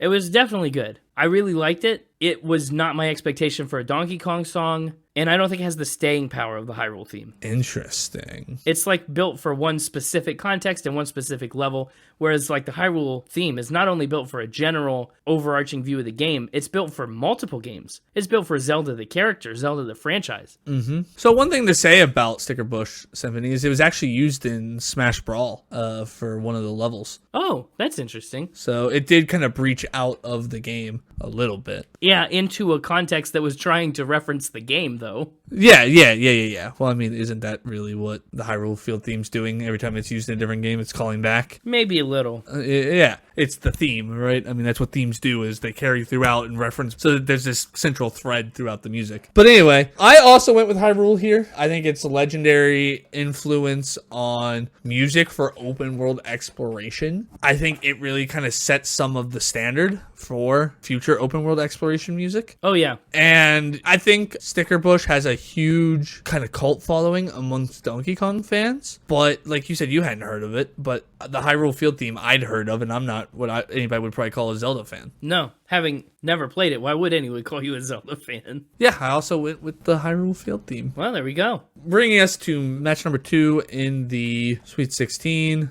Ezio's family from Assassin's Creed Valhalla versus Jump Up Superstar from Super Mario Odyssey. Yeah, Ezio's family just carries too much weight for me. Jump Up Superstar is good, but it's a tailor-made song for Odyssey, the game. Like Jump Up Superstar is a big song, it's a good song. It's not even the biggest song in Mario. It's the biggest song in Odyssey, but yeah, Mario has a lot more to offer. Oh, yeah, absolutely. And so, Ezio's family is the Assassin's Creed song. Yeah. It's been iterated on, it's been done and redone. There's a lot of emotional weight tied to it over the course of several different storylines. Yeah, again, like I said, there's that legendary emotional depth and nostalgia pulling back to the original games that made the franchise popular, whereas Jump Up Superstar, it's a very one and done song. Sure, it became very popular, but it's just very straightforward jazz pop song that fits well in the context it's used, but that's really all it's got. Yeah. So I also went with Ezio's family. Oh, there you go. At some point, we're going to have a fight. I feel it coming. We've only disagreed once, and it wasn't one that we were that passionate about. No. If it doesn't happen in one of the individual regions, when we get to that final four, things might get tough. Yeah. Well, how about this Elite 8? Action Adventure Elite 8. The Action Adventure Regional Finals. Action Adventure? The Action Adventure Regional Finals. There we go. Hyrule field theme from Legend of Zelda Ocarina of Time versus the Ezio family Assassin's Creed Valhalla version. Yeah. A Grammy winner versus a legendary theme. This is the first round I think I really had deep trouble with. Love both of these franchises. The first one I had deep trouble with was Dearly Beloved versus One Winged Angel, but Well, that's fair. that's just me. In this case, I'm really taking into account the specifics. Okay. The specifics of it being Ezio's family, Valhalla. If you pick the original Ezio's family, I don't know what I would have done. But when you put the Ocarina of Time Hyrule Field against the Valhalla Ezio's family. So not taking into account the rest of the music because it's not convenient. Oh, well, if I'm taking into account the rest of the music from the franchise, yeah, then Zelda wins it hands down. Sure. There's a lot of good music in the Zelda franchise. And I mean, even specifically in Ocarina of Time, you don't have to look far to find the Lost Woods, Kakariko Village. Hyrule field theme wasn't even the original one I picked. You told me to pick this one. According to the internet, I should have went with something else. I don't even remember what it was now. But I had originally put something else on there from Ocarina of Time. And then you said, no. Do the Hyrule field theme because that's more representative of the whole series. Yeah. And I said, okay. Yeah, that's true. Your original suggestion for Zelda was the Song of Time. And I just don't think that's it. It's a good song. It's fine. That's what the internet said. That's what the internet said. When I was looking up, that's what was on everybody's list. That's down low. I mean, even Zelda's Lullaby, the Ocarina of Time theme would have been good. A lot would go above the Song of Time for me. Sure. Even the Song of Storms. I don't know. Fair enough. But I really music's such an integral part of the Zelda series. You play an ocarina. You play music in the game. It's a major function of gameplay. Yeah. So I think it's undeniable that Zelda's going to have the better soundtrack over Ezio Valhalla. I agree. It is, I think, an easy win for Hyrule field theme, really dominating this region. The Ezio family, it's iconic, but again, it doesn't have this full franchise feel to it because it's specifically about Ezio, and Ezio stops being a main focus after his story completes, right? It still gets called back to every once in a while. Yeah. But it's not like it's like this major theme that runs throughout all the different games, like Hyrule field theme. Well, it kind of does, but it's not Ezio. It's not the same. It's not the same. It's not the same. Anyone who plays the current storyline will tell you the Desmond days were really something else. Yeah. So I think Hyrule field theme is our regional finalist for the Northeast Action Adventure region. Yep, I'd agree with that. That brings us to one you were very excited about doing, the Southwest Strategy and Simulation. Well, I'm halfway excited about it. Well, you said you were interested in Yes. what would be picked here. I am definitely. Strategy and simulation, a lot of interesting, very big variety in games in this category. Yep. And therefore a very different variety of songs and what they accomplish for their games. So starting things off, our 1 and 8 seed in match 1, Baba Yetu from Civilization 4 versus the main theme of Bloons Tower Defense 6. Yeah. I haven't played Civ 4. I've played a little bit of Civ 6. I really did enjoy Baba Yetu. Do you remember the music for Civ 6? Not much. Oh, really? Oh, my gosh. Civ 6, that's a game I have a lot of hours in. And again, it's one of those, like you mentioned earlier with Dragonborn, where I will sometimes just sit in the title page and let it play. Yeah. It's just epic. And Baba Yetu is also very epic. It is. I really enjoyed it as a song. It's dynamic. It's fun. There's a lot happening in it that's really cool. It does feel a little bit like a song that exists outside of the game. I know it's in the game, but it feels like it was a song that existed and then they put it in the game. No, it was written specifically for Civ 4. That's wild and very cool. Yeah. All the Civ songs are. That's kind of a thing. Like, the guy who wrote Civ 7's theme is the same. Hey, do I have his name? Everybody was excited that when they finally released what the main title theme for Civ 7 was going to be, which just came out recently. Everybody was really excited because they had announced earlier that the composer was going to be the guy who wrote Baba Yetu. That's pretty cool. Christopher Tin, Yeah. looks like, is who composed that. So yeah, it features powerful choral arrangements sung by Swahili with rich orchestration that combines African rhythms with Western classical influences. And again, a Civ game, right? The whole concept of a Civ game is it's a 4X turn-based strategy game, which if you're unaware of what a 4X game is, it's a term in gaming that stands for explore, expand, exploit, exterminate. So you could call it the 4 E's, but 4X sounds cooler, I guess. It does. And so it's any game that's really your goal, right? Is you explore a map, you expand your area of influence, you exploit the resources and other things of the game, and then you exterminate your opponents. Yeah. A lot of different 4X games exist. It is a very engaging and dynamic strategy game. It's like Risk, but if Risk was like civilization based instead of just combat. Sure. And its whole thing is every Civ game takes you from like the dawn of civilization to like the far advancing, civilizations of the future. Right? It takes you across the whole timeline of human history is what its goal is, and then some, right? If you have 17 years to play a game. But anyway, so you need a song that feels like it's this big, epic, human history encompassing song Sure. to go with it. And I think Baba Yetu accomplishes that. It definitely does. Then on the other hand, On the other end, you have Bloons Tower Defense 6, which is apparently the most popular of the Bloons Tower Defense songs. I found a whole YouTube video ranking them, and Bloons Tower Defense 6 won. yeah, it's funky, it's upbeat, it's goofy, It's a really good song. it's fun. Lighthearted, evokes a feeling of joy, makes me excited to like defend my tower. Absolutely. I think it's exactly what a Bloons Tower Defense game should sound like. Yep. Like I can hear comical sound effects going over this. But it's hard to defeat a Grammy-winning composition like Baba Yetu, so I went with Baba Yetu.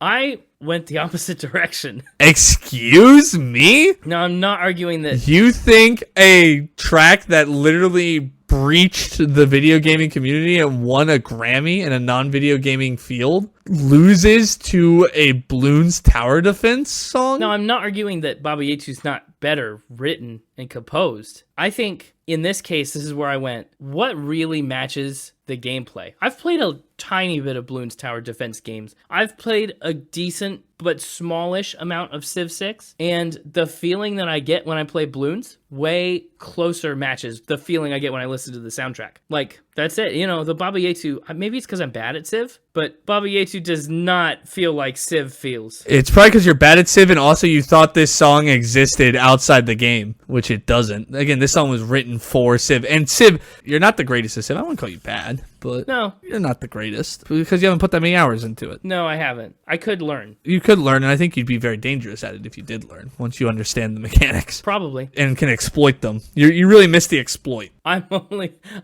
a 3x Civ player. Yeah. But anyway, I think cultural impact, Baba Yetu, absolutely. Composition quality, Baba Yetu, absolutely. Emotional resonance, I see what you're saying about how the Bloons theme really fits the Bloons gameplay, but I think Baba Yetu fits the Civ gameplay, or at least what the Civ gameplay is trying to invoke in its fans, right? Yeah. As a fan of the series, again, its goal is to invoke this sense of wonder and like grandioseness, so it needs that kind of song to go with it. Whether you get that or not, maybe depends on how much you're engaging with the game. Community popularity, Baba Yetu wins. Musical style, Baba Yetu wins. Complexity and arrangement, Baba Yetu wins. And if you encompass all the other Civ soundtracks versus all the other Bloons Tower Defense songs, I didn't go that deep. I think Baba Yetu and Civ win there as well. So I don't see a world where Bloons Tower Defense 6 should move on here. Ah, but you forgot your category of whether it deserves to win for one reason or another. Yes. I'm just kidding. I definitely can see that. I can entertain that argument. It's a low stakes round for me, much like the Persona 5 one was for you. Okay. So I'll take the hit if it's not really a hit. Yeah. All right. Baba Yetu, moving on. Baby Yeti. Baby Yeti. We'll move on. That's my first miss of the bracket so far. Yeah, I've only had one as well. We've pretty much agreed all the way through. Yeah. Curious to see how match 2 goes. The Tetris theme from Tetris versus the main theme from Animal Crossing New Horizons. Are you a Tetris guy? I was growing up, played a lot of Tetris. I am not a Tetris guy. Now, I like the concept of Tetris. I love space management. Like, that's a cool game concept. I mean, we played Second Chance way back in the day. We talked about it on our Chance the Rapper episode. Yeah. And that's a space management game that's just Tetris, but without the parts of Tetris that I hate the most. And that's the time pressure of a falling block. I always try and get too creative with it. I always try and scooch the block over at the last second, rotate it at the last second. Just gotta be good at it. Something about the falling of the block really messes me up. You're not a quick decisions guy. No, I'm not. And Tetris... You're not a good under pressure, and it's why you're bad at games like Cuphead as well. Well, it's a tunnel vision thing. I get an idea of what I want to do, and I stick to it without deviating. And in Tetris, that can be a real detriment, because what if the next block isn't the one that I need to solve the puzzle I'm in the middle of? Line piece. It's tough. So I'm not much of a Tetris guy. Okay, fair enough. The theme song is excellent, though. That has no bearing on the theme song. It's a classic. The problem is, again, I said it as an example earlier in the episode, it is the theme. It is the Tetris theme. It plays, and that's the soundtrack for Tetris. That's it. Animal Crossing is an interesting case where it does have the one theme, and then they kind of incorporate it into 24 different styles. Times a day and change based on the weather and the time of day. And it's the same song, but there's so much flexibility and breathability in it. I mean, people play Animal Crossing. It's a chore-based game. You log on, you do the game in real time. If it's 3 o'clock in the real world, it's 3 o'clock in the game. Like, you have stuff to go do that happens. If it takes an hour in the game, it takes an hour in real life. There's no getting around it. And so people listen to the soundtrack, basically to the Animal Crossing New Horizons theme, for hours at a time. Oh, yeah. Animal Crossing New Horizons is a game that I just missed the boat on. I didn't have my Switch when this came out. And by the time I got my Switch, it had been out for so long, like at least over a year, that I felt like getting into it, I didn't want that investment. I saw where all my friends were, because one big thing about New Horizons, a cool thing is that you can go visit your friends' islands, and you can share stuff, and there are certain mechanics. And it greatly benefited from COVID and the pandemic, when people couldn't really be outside and with their friends. Yeah. And there's the whole ecosystem, stock trading portion of it that you can do. I forget what the item is. Turnips. There's all that stuff, right? And I felt I was so far behind that when I finally got my Switch, I'm like, by the time I would ever get to a point that I felt it was worth playing with my friends, they'd be done with the game. You probably aren't wrong. People dropped it very fast. Yeah, exactly. And so I just never got into it. But I saw a lot of it from my friends who were playing it. They would show me their islands, and so I'm very familiar with the theme, despite having not played the game. Yeah. How would you go with? Oh, I think I have to go with the Animal Crossing theme. It's not fatiguing in the way that Tetris is. I agree. It was sad to see a staple like Tetris be knocked out so early, but I think Tetris wins cultural impact, and an argument could be made for composition quality, but I do like the quality of Animal Crossing's main theme and how, as you said, diverse it can be, how they're able to play with it. But I think emotional resonance, community popularity, musical style, complexity, and arrangement, I think all go to Animal Crossing. So that's what I went with. Totally. Now we move on to spring. It's a big world outside. From Stardew Valley versus Nostalgium from Satisfactory. Now, before we really get into discussing these two songs specifically, I just want to say I struggled to pick a Satisfactory song. I knew I wanted the factory building, Factorio, Satisfactory, those type of games to be represented in the simulation strategy region, but there was just so many different...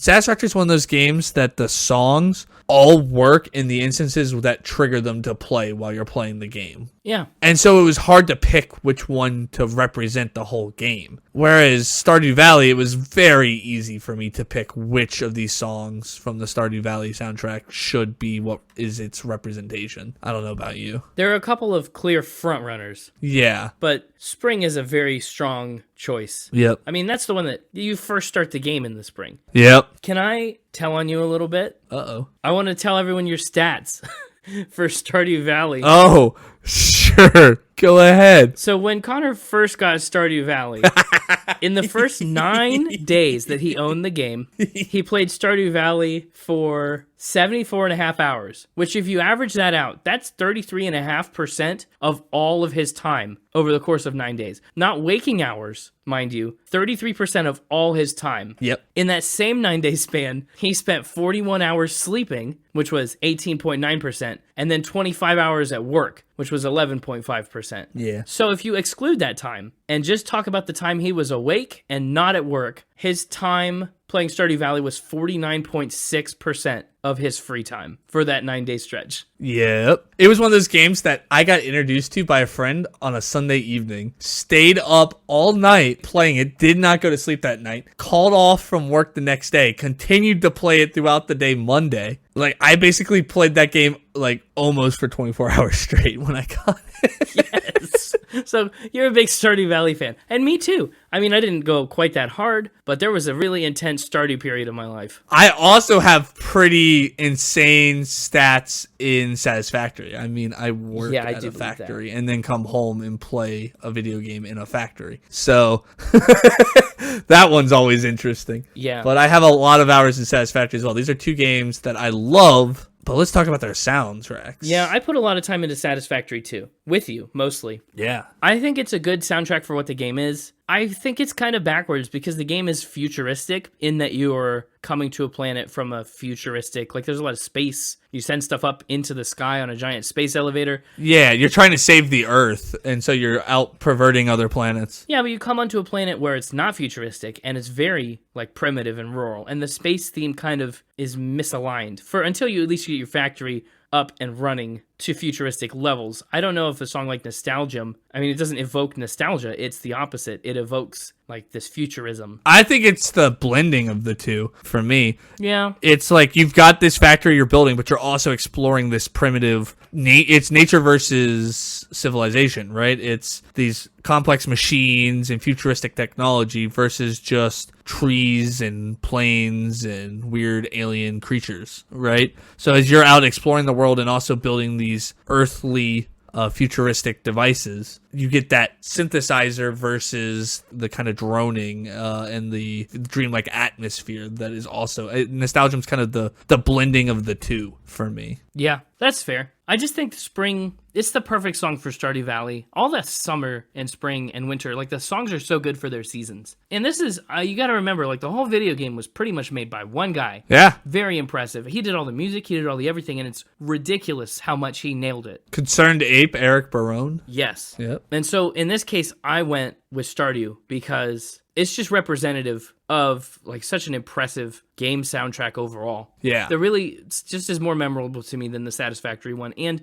fitting for its style of play. Sure. Because he's got that 8-bit kind of art style too. Like the game looks like a handheld old time farm simulator, and the music sounds like that, but with new life breathed into it. And I think that's a really cool, like that's Nostalgium to me. Like, that's throwing new into old, kind of like you talk about with Satisfactory, just in a very different way. Sure. I agree with you. I also went with spring. I think the fact that I couldn't pick just one song to define Satisfactory, that each song only kind of felt right in its specific niche of when it's used in the game, versus Stardew Valley, where spring kind of feels like it is a champion of the game as a whole, is why I went with spring. Yeah, there you go. Bringing us to our final match of round 1 for the Southwest region. Match 4, Still Alive from Portal versus the Wii Sports theme. Yeah, loved Portal and Portal 2. Excellent games, tons of fun. Excellent games. And the ending is hilarious. Like such a surprise at the ending of Portal and Portal 2. I was surprised you didn't pick a Turret song, but this one also is a great one. Still Alive is really tongue-in-cheek, really fun.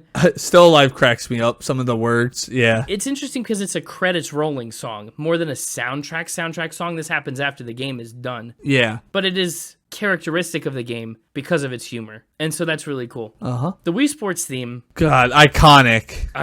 It's synonymous with the Wii. Yeah. Memeable, memorable. I mean, I'll maybe save some of my thoughts on it for later because that's my clear winner, and I have a feeling it is for you too. It is. And so to give us something to talk about in later rounds, I will save some of my opinions on it and just talk about Still Alive, which was composed by Jonathan Colton, and it is sung by Gladys, the AI voice, from the game, known for their sardonic wit. I'm a big fan of that one. It's a song that I think of when I think of the Portal franchise. Big time. The witty, dark humor, lyrics, and the surprisingly kind of emotional impact with some of the synth pop stuff going on. I really enjoy it, but it is not as iconic or powerful as the Wii Sports theme. So moving on to the Week 16, our first matchup, Baba Yetu from Civ 4 versus the main theme of Animal Crossing. So this is going to be interesting for you because it is not a matchup you thought you'd be discussing. Yeah, Animal Crossing New Horizons easily blows the Bloons Tower Defense theme out of the water. So, how about against Baba Yetu? Yeah, it's different. I think Baba Yetu's it boils down again to the fatigue thing for me. The fatigue thing of what? Animal Crossing, the theme song, well, you can listen to that for an hour straight, and you have to when you play the game. It's not distracting, it's not fatiguing, it's an hour of that theme. And then the theme changes a little bit in the next hour, but it's the same song. And Baba Yetu is great and dynamic and really good for 5-6 minutes. I mean, however long you want to listen to it in the context of the game. I don't know if I could sit there and have it on for an hour while I'm trying to play the game. Oh, I disagree. It's even used in some of the game while you're playing it. It shows up every once in a while. Well, yeah, I know. It's not like the full thing. But once in a while, it's like not persistent in the way that the Animal Crossing soundtrack is. Yeah. And I think it's maybe not better wholesale, but as a video game soundtrack, it's way less intrusive than Baba Yetu. It's Oh, man. like it just coexists with the game in a way that's really what a video game soundtrack I think is meant to do, more than Baba Yetu does. I think Baba Yetu's got more of a cultural impact. I think it's a much more complex composition and arrangement. I think it has more emotional resonance than Animal Crossing. I think it's more popular within its own community than the Animal Crossing theme is. The only category I think that Animal Crossing holds any sort of weight in is musical style, and it's exactly what you were just talking about, where it's perfect for the game it's being played in the sense that like you can just listen to it over and over as you're playing, so it holds a little weight there. But I think in all other categories, Baba Yetu wins. I don't know about cultural impact. I mean, It won a Grammy in a non-video game category. Yeah, it's become but that's- celebrated as a piece of music worldwide for not only its composition, but also the bringing forward of African rhythms and mixing them with Western classical influences. yeah, but like look at the player base. It is celebrated as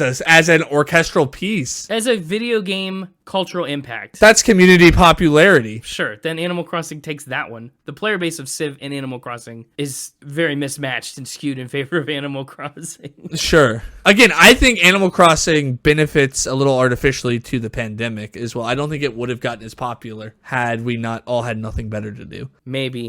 But I'd still put it over. And I think the proof to that is the fact how quickly people got burned out and kind of dropped it once everything opened back up. Whereas Civ 4 is still played by Civ fans to this day. Like, it is one of those games that people are still playing, even though we are 3 games later in the series. So to me, again, I think it has more of a staying power. I mean, I'm not arguing complexity, not arguing Grammy worthiness. No way would I ever give Animal Crossing a Grammy. But yeah, I'm saying as a video game soundtrack, as a piece that's setting out to accomplish being in a video game, like Baba Yetu doesn't sound like it's from a video game at all. I didn't think it was from a video game. Animal Crossing sounds exactly like a video game soundtrack song. I disagree. It sounds like it belongs in a Civ game. It does. Baba Yetu does not sound like a soundtrack song. Animal Crossing does. Oh, I disagree. I think they both sound like video game songs. Well, you keep talking about how it won a Grammy for not soundtrack. What? Well, You can't have it both ways. no, I absolutely can. It can sound like it belongs in a video game, but be so good that it wins a non-video game category. Both of those things can be true. I can absolutely have that both ways. We might be at a really bad crossroads here. I maintain that it doesn't feel like a soundtrack song. Baba Yetu does not feel like a soundtrack song. But for the sake of it's already a long episode. It's a title song, right? It's the song that when you launch the game, this is what plays. It's not so much a song that, like should be playing like while you're playing the game, but it's like the big theme of the game. Okay. Is that an okay? Again, it's already a long episode. Fine. Fair enough. It is a long episode. We're already at 2. Dang. Yeah. It is a long episode. So, yeah, okay. Well, Baba Yetu moves on because I wore him out. More or less.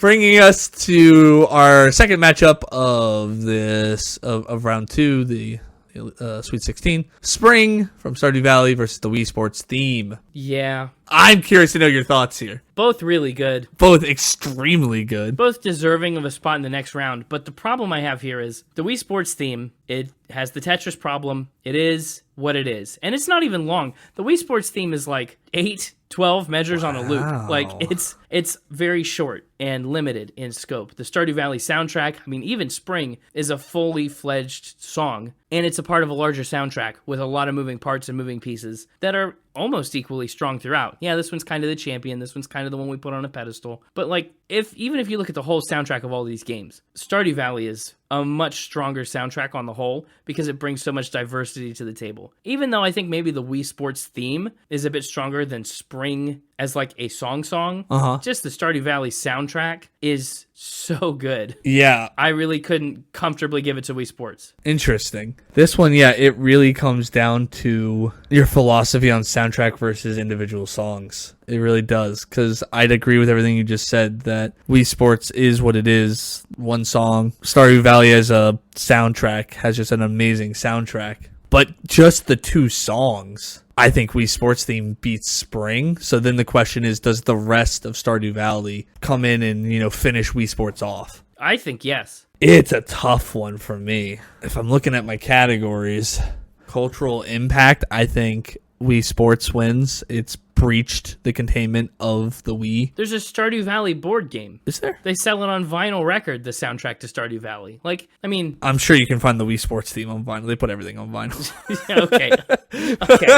Well, I'm not going to take that to the bank for my pick, but... No, I'm just thinking. Composition quality. It's become a meme. Yeah, it's become a meme. So I'm thinking cultural impact. I'm kind of leaning Wii Sports. It was on every Wii, which was one of the best-selling consoles of its time. Yeah, but it also has at least a decade on Stardew Valley, just in terms of it existing. Yeah, and I think that's weight to it. It's an unfortunate reality, but I think it is true. I think composition quality, though, I give to Stardew Valley. Big time. Emotional resonance, I give to Stardew Valley. Community popularity, toss up.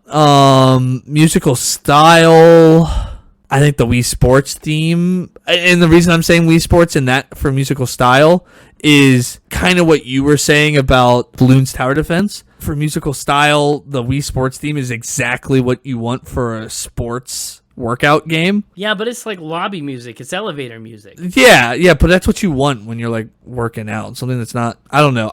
Stardew Valley, I think the soundtrack is the perfect style, but I think it takes more than just Spring to get you there. Complexity and arrangement definitely goes to Stardew. So I think, yeah, if you kind of add up there, I think Stardew does get it, but barely. It's not a runaway. It's close. It's not a runaway, but Stardew, I think, does move on for me as well. Making our regional finals matchup an interesting one. Yep. Baba Yetu from Civ 4 versus Spring from Stardew Valley. And the fact that you don't even have Baba Yetu here makes me think Spring or Animal Crossing was your regional finalist. I mean, yes. That's true. Which one was it? Which one's your regional finalist? Oh, I definitely took Stardew over Animal Crossing. Stardew.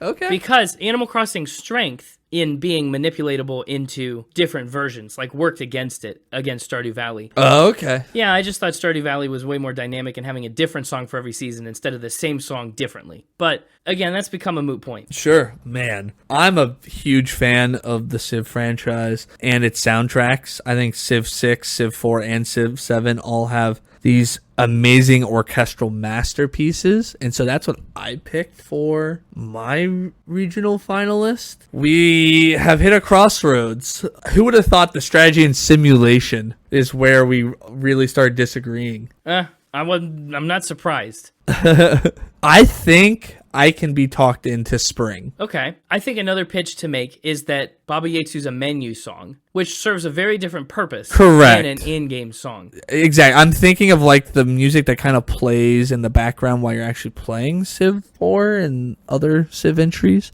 versus just the amazing... I mean, I played Stardew Valley almost 24 hours straight and didn't get sick of any of the music. No, it's all really good. So despite Baba Yetu being a Grammy winner, I think huge culturally significant video game song to both video games and the surrounding music world, I can be talked into letting spring move on because really we don't care about that cultural influence to the rest of the world. We're looking at what's the best song for video games. Yeah. And so I will give it to spring. I will be talked into it, but it's not what I originally picked. Well, thanks. That's great. And yeah, I think it is a close battle. It's just, yeah, Baba Yetu's not a song I would want in most of my video games. It's so interesting. Spring barely beats Wii Sports Theme for me, but I think Wii Sports Theme and Baba Yetu is an even tougher matchup than Spring and Baba Yetu for me to decide. Like, if it had gone the other way in match 6, yeah, I don't know which way I would have leaned. Whereas I could be more easily talked into Spring than the Wii Sports Theme, which also is part of why I picked Spring. I think that's a menu song versus menu song problem. Yeah, would have been an interesting matchup. Yep. But not what we saw. So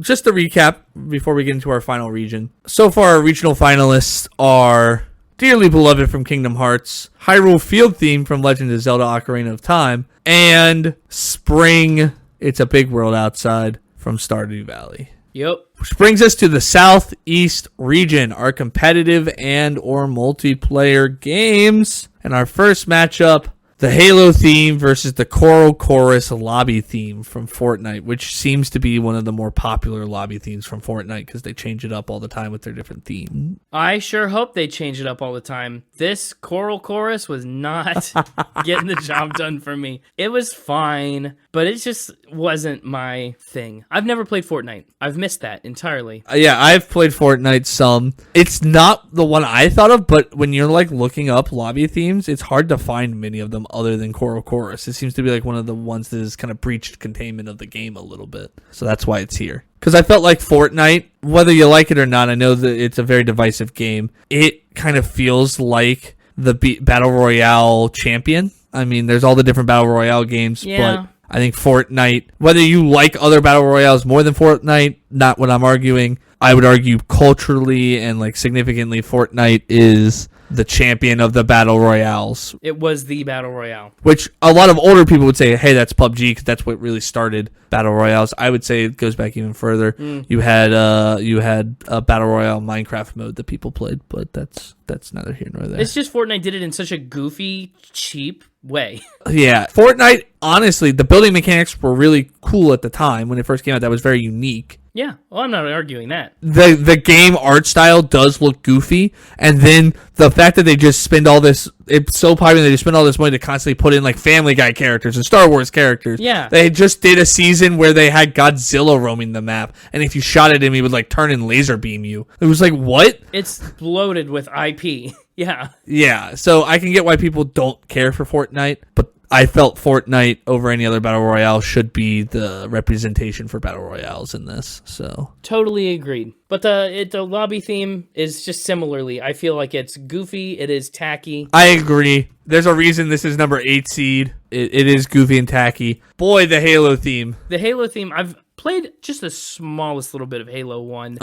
It'd be a disservice to anyone who's ever played Halo to say I've played Halo. But like the Halo theme is iconic. I've heard it. People sing it all the time around me for no reason. It's like, Yep. okay, I get it. Halo's a huge franchise. The Halo theme really is an easy winner in this round. Oh, absolutely. You could argue it belonged up in like action adventure, but it does have a multiplayer mode, and I had more options for action adventure than I did for competitive multiplayer, so it ended up down here for that reason.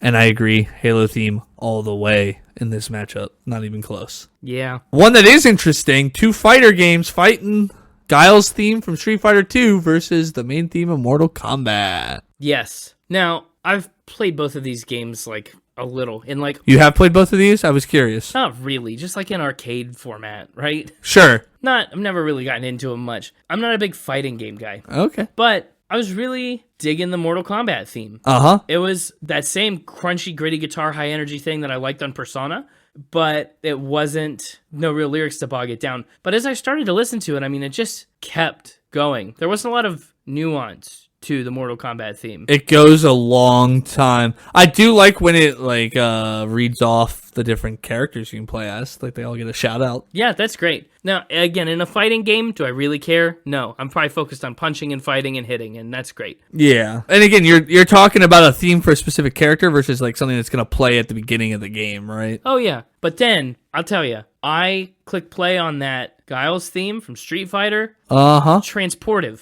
I mean, this is throwback, like retro feeling. This is a video game soundtrack. Uh-huh. And I really enjoyed it. I really loved it, actually. Yeah, Guile's theme. I mean, it is one of the most iconic and widely recognized fighting game themes of all time. I mean, anybody who at all plays fight, even you, who you said doesn't really play them, but has played both of these in a like arcade scenario, said you were transported by hitting play on this, right?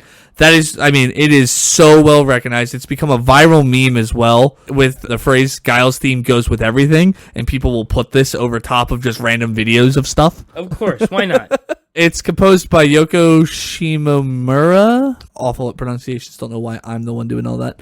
The track is a high-energy, rock-inspired anthem. It's universally loved, high-energy synth rock. To me, it's a clear winner over Mortal Kombat. But Mortal Kombat is pretty decent for a fighting game. Yeah, I'd say so. But for me, yeah, it's Street Fighter. Yep. Street Fighter 2, please. Oh, okay. Street Fighter as well. Time for racing versus More fighting. Melee. More fighting. Rainbow Road from Mario Kart. Arguably one of the most iconic tracks from a Mario Kart game. I mean, there are a lot of Rainbow Roads. Yeah, I mean, each Mario Kart game has a Rainbow Road with a slightly different theme. We can talk about which one I went with when we get into it. Versus Lifelight from Super Smash Bros. And we can talk about why I picked Lifelight for Super Smash Bros. As well. Well, because it's the theme of the game. It's like... Right, but there's Lifelight, which is like, again, when you said you don't like words in your songs, I thought of Lifelight. Yeah, but there's an instrumental version that plays in combat. Correct, but that's technically a different song. Okay, well, that's a technicality. It is not called Lifelight. There's Lifelight, which is a word version with its instrumentals, and then they basically just take the rhythms for the words and turn them into instruments, and then that's an instrumental that is used as the actual like Super Smash Bros. Theme. Yeah, which is great. It's really good for the soundtrack. It's unique, it's memorable, and it does do the same kind of job to get you hyped to just punch. Dun, dun, dun, dun, dun, dun, dun, dun, dun. Rainbow Road brings with it a lot of stressful memories. Everyone's been on Rainbow Road and struggled, right? We've all paid our dues. Everybody's been on the Rainbow Road. Yeah, and it's fine. It's good. I don't think it sticks out as a particularly memorable song. Mario Kart fans would disagree. Are you much of a Mario Kart guy? Not a ton. I've played it plenty, but... Okay. Mario Kart was... So, when I would play at, like, a friend's house who had a, any sort of Nintendo system throughout the ages, Mario Kart is often what I got into. I would get pummeled in Super Smash for a little bit, and then finally be like, all right, can we switch over to Mario Kart? And then I would pummel them because I was good at racing games. So, it was kind of a trade-off there. So, I would disagree with you about memorableness. I think if you're a fan of Mario Kart, Rainbow Road is kind of the most iconic of the different track songs. Yeah, but only if you're brave enough to play on Rainbow Road.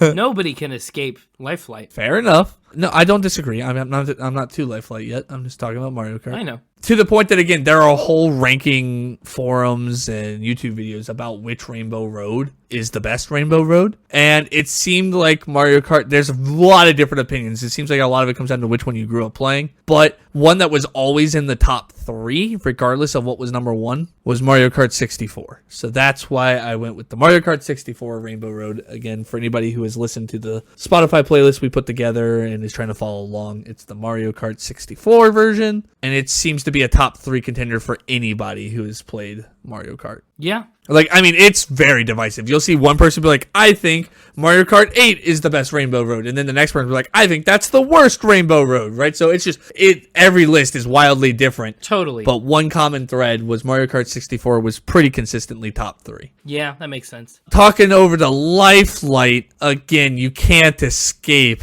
that theme. And it just gets you so ready to punch. Mm-hmm. And the words are good. The reason I went with Lifelight over just the main theme was I love the words to Lifelight. I think they're awesome. Oh, interesting. And so that's why I went with that version. I like the words. I know you said you're not a word guy. Not in soundtracks necessarily. But I think the words are cool. And you don't get a lot of words in soundtracks. And so when you find one like this where the words, again, are just like telling you to prepare to punch, basically, the whole way through. I mean, it's talking about destiny, about how every like character is their own little spark of light, which everybody knows throughout the different Super Smash games, right? All the characters are usually beamed in and turned into tokens at different points throughout the stories. And, you know, the light is a big theme of kind of the story side of Super Smash Bros. And I went with Lifelight, and it sounds like you did too. I did. Now for the toughest matchup of the first entire round for me. I'm glad you agree.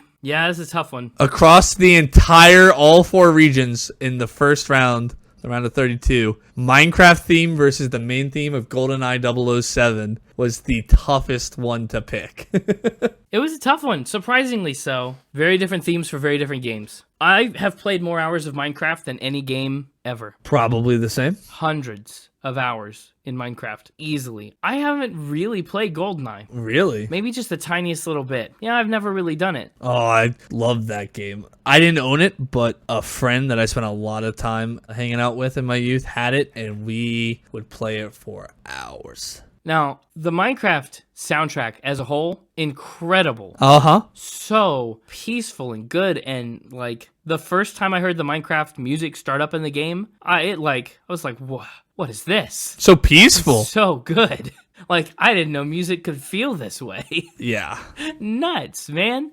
And then the GoldenEye soundtrack. That theme is just a classic, just iconic. And having never played GoldenEye, I've heard the GoldenEye theme a ton. So, you know, it's gotten around. Well, there's also the movie. I mean, there's all the 007. And No, but I don't know the movie theme at all. I just know the video game. You can feel the James Bond influence on the GoldenEye 007 theme. Oh, absolutely. And I think in this case, definitely looked song for song here. And also thought about, like, yeah, I guess one of your categories, cultural impact. Uh-huh. If you played the Minecraft song for 1,000 random adults, probably a lot of them would go, that's nice. No, I don't know what that's from. Now, some of them would get it. If you played the GoldenEye theme song for that same group of people, you'd have way more hits. And people going, oh, GoldenEye. I agree. To lend some credence to that argument, when I was preparing for this, you know, I was in a Discord call with some other friends, and there was like 4 of them, right? Mm-hmm. And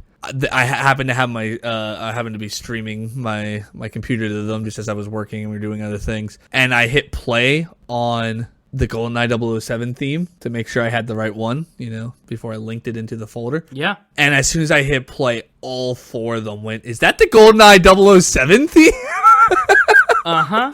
They all instantly recognized it. Yeah. and it's a tough call to eliminate Minecraft. And again, just a gem of a game, one of my favorites. It really is. Incredible soundtrack. I picked Goldeneye. I did too. Yeah. It was my upset. I said, looking at the seeding that I did, I was like, this is like a big upset. The number 7 seed, which again, the seeding was kind of random or whatever, just felt right. But it's crazy how good the GoldenEye 007 soundtrack is. I know. It's really something. But that brings us into the Sweet 16. Yep. Where we have the Halo theme facing off against Guile's theme. 2 memed and culturally significant video game soundtracks. Big time. Yeah, I definitely had not a hard time with this. Okay, which one? The Street Fighter theme is great. It's again, everything I said about it before is still true. But the Halo theme is the Halo theme. It's the Halo theme. And the Halo franchise is the Halo franchise. I mean, the Street Fighter franchise is significant in its own right. It's no Halo. I agree. So I think for me, the Halo theme moves on in this one pretty much without question. I agree. I think the Halo theme, it's universally recognized, defined an entire era of competitive multiplayer FPS gaming, in my opinion. I mean, it was this in COD. To me, growing up, Halo and Call of Duty were like always battling for my attention when I wanted to play a multiplayer FPS game. I think it's no competition. Halo wins this matchup. Yeah. As much as I enjoy Guile's theme and how it can go with everything, Halo theme also kind of can go with anything in a different way. Right. But our other matchup for this round is Lifelight from Super Smash Bros. Versus the main theme of GoldenEye 007. Also didn't have a lot of trouble with this one. Yeah, for me, the round of 32 matchups were harder than all the following matchups in this category, and only this category. Yeah, that makes sense. But did we pick the same thing? This is a real question. Maybe. Lifelight versus GoldenEye. They both match their games really well. I went with Lifelight. I went with Lifelight. Oh, wow. Okay, yeah. I think Lifelight is a song that, again, you take the instrumental out of the words and you can play it. I mean, that fits any Smash Brawl, like any fight that you're doing. Like, you just can go indefinitely the whole time. The GoldenEye theme has a title menu shelf life. Yeah, absolutely. And it feels older. Lifelight feels more timeless. As you said, it doesn't have that shelf life. It definitely is older. Well, yes. So then our regional finals for the Southeast competitive multiplayer region. The Halo theme versus Lifelight. Yeah, I didn't have a lot of trouble with this matchup either. Lifelight's great. Smash is great. It's the Halo theme. It's the Halo theme! I mean, I don't think I need to say anything else. It's just so good. And it was not hard to put it over Smash to get it to the Final Four for me. Yeah. Again, this is one of those ones that you think about the rest of the soundtracks that go along with it, and like they each equally have some pretty banger songs in their games, but it's the Halo theme. Yeah. Well, we're down to our Western champions, right? Yeah, our final 4 matchups. That's wild. We have in the West, Dearly Beloved from Kingdom Hearts. Yep. Versus Spring from Stardew Valley. Yep. Now, this is a matchup where I compared the full weight of both soundtracks. And you kind of have to at this point. I mean, at this point, everything that's made it this deep, you got to start taking into account the rest of the soundtracks. Yeah. And again, Stardew Valley is a really strong soundtrack. I don't mean to discredit it in the slightest. So good. Kingdom Hearts is like consistent in its quality over like 10 games. It's impressive. One thing that we haven't really talked about, but I feel like should mention, Kingdom Hearts has its own rhythm game that is just you playing the music from all the other games. That's how good the music is. They made a whole game around the music. There's enough demand for that. Yeah, that they made a whole game just for the music. Yeah. To me, Stardew Valley just doesn't have it's like Stardew Valley is like a lightweight champion. Kingdom Hearts is a heavyweight champion. It's going to be hard for those two to fight each other, but that doesn't mean either of them aren't still champions, Yeah, it's true. So I also went with Dearly Beloved. No surprise there. The other thing I want to point out for that matchup is I had Baba Yetu, Baby Yeti, sitting here, not Spring. Yeah. And it still lost to Dearly Beloved, obviously. So that's why I was also a little more willing to go with Spring, because at the the end of the day, it was getting knocked out in the next round anyways. Yeah. So the more interesting matchup, our Eastern Hemisphere matchup, the Hyrule field theme from Legends of Zelda Ocarina of Time versus the Halo theme. Yeah, unfortunately, I couldn't compare the whole soundtracks here because I, again, have played an hour of the first Halo game. Mm-hmm. I love the soundtrack of The Legend of Zelda. It's one of the defining features of a Zelda game. Again, so many of them are based around the music that you play. Uh-huh. Whether, you're playing drums or an ocarina or using a baton to conduct the wind. Like, it's a key feature. The games are built around the music. It controls the gameplay. There's a lot to it. The Halo theme is really good. A lot of people know the Halo theme. Not a lot of people know a lot past the Halo theme. Mm-hmm. A lot of people know, Zelda's Lullaby. A lot of people maybe know the Lost Woods theme. Like, there's a lot just from Ocarina of Time that people know. Not to mention, like, games like Breath of the Wild were huge. Not that they had majorly memorable soundtrack moments like Ocarina did, but the Zelda player base, I think, has now eclipsed the Halo player base. That hasn't always been the case. But I think a lot of people would have more nostalgia for Zelda in the first place anyway. I picked The Legend of Zelda to be our Eastern champion here. Yeah, to me, I couldn't name a single Halo song by name other than the Halo theme. Which its name is Halo, so that's already kind of cheating. Well, yeah, but just like I couldn't even like hum another Halo song. I couldn't I couldn't tell you anything else about the music of Halo. Yeah. And I've played 3 Halo games. I haven't played a single Legend of Zelda game, and I can tell you several Legends of Zelda songs. Yep. So it's gotta be Hyrule Field theme for me as well. Wow, that was easier than I thought, I think. Really? You thought I would pick Halo? Not really. I just thought you'd have a little more attachment to it, but that's cool. I love the Halo theme, and I think I'd rather listen to the Halo theme than the Hyrule Field theme, like if I was just listening to a song. But when you're picking like the best video game music, or really the best video game soundtracks, how do you compare Zelda to Halo when you can't even name anything other than that one song? I don't know. Song for song, I'd probably pick Halo, but once you accompany the rest of the soundtrack, Zelda overpowers pretty easily. Yeah, I'd say so. Leaving us into, drumroll please. Drum, drum, drum, drum, drum, drum, drum, drum, drum.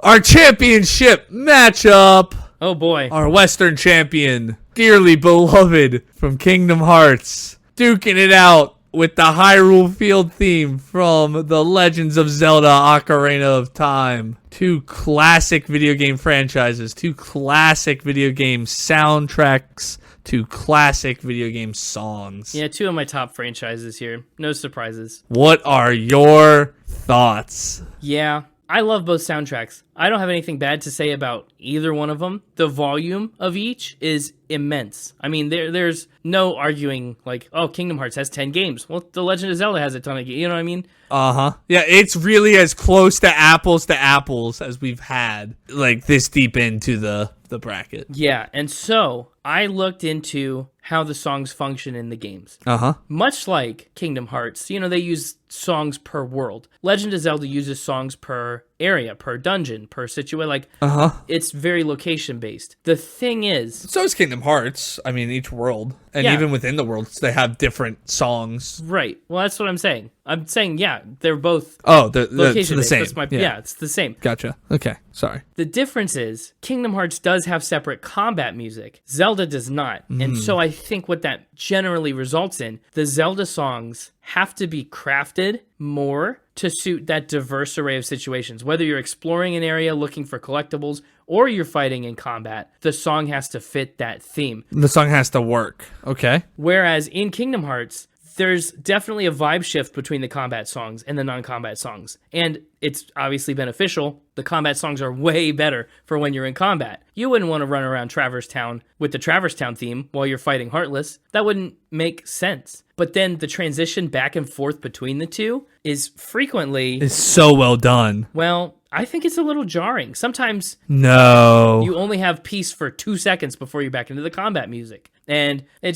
flips back and forth. Well, that depends on how fast you're exploring, but sure. It kind of just fades out, fades in. There's not a lot of nuance to the transitions. And I think for the consistency of one song being so useful in its location in every circumstance, I opted for The Legend of Zelda in this final matchup. I think there's some Legends of Zelda bias in that. But I also could have Kingdom Hearts bias. I would say Kingdom Hearts is my favorite of the two series. Wow. Probably I'd lean more that way. So I would hope that the bias is not there. I guess so. Everything you just said goes into the complexity category for me, right? Everything you're just talking about how the songs are built and how they function. Yeah. I think, having not played Zelda, I can't speak to everything you just said, so I'll have to just rely on you for that. But I do think Kingdom Hearts, you're not giving it enough credit for its complexity and arrangement and how they're able to craft two different songs that sound like they kind of go together, though, right? The battle music and the exploration music fit together more often than not very well.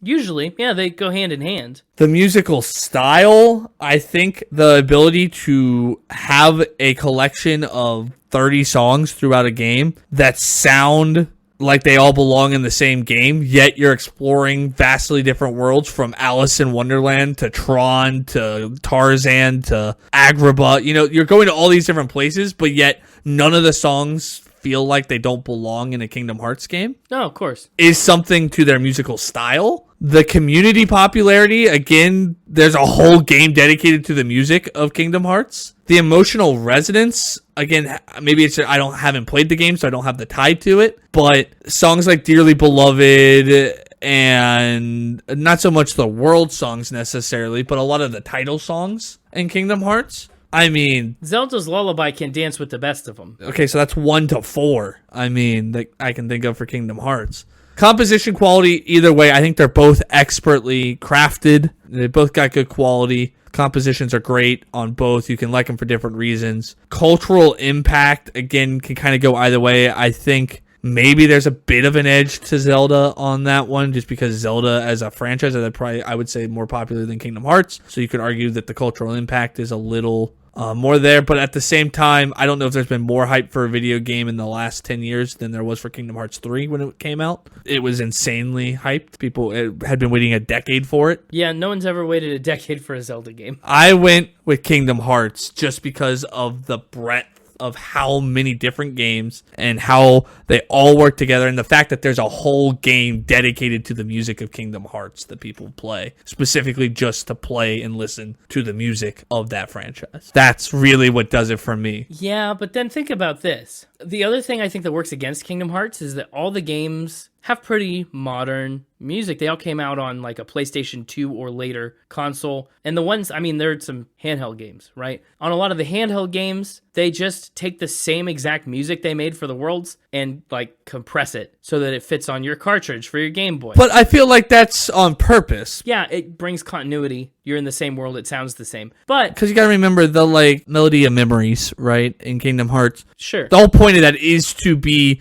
reliving the memories of the first game. So why would you not use the same music? I'm not even talking about that. I'm talking about just like on, like Chain of Memories on your Game Boy or on your DS. Like those are just compressed. I don't know. But The Legend of Zelda goes all the way back into the 80s, right? They were making 8-bit music for the first game. Every dungeon has its own kind of sound. Like, they work well on the mediums they're on. Their Game Boy games have Game Boy friendly music, right? It's not all full orchestra. There's a lot of diversity in the Zelda soundtrack, just in its function and its like medium based on the game, than there is in Kingdom Hearts, which is just fully scored orchestral pieces for every situation, which is fine. I guess that doesn't matter to me. I don't really care that they were able, to me, it doesn't add anything to the song, knowing that, oh, this is put on a 8-bit track versus just on a disc.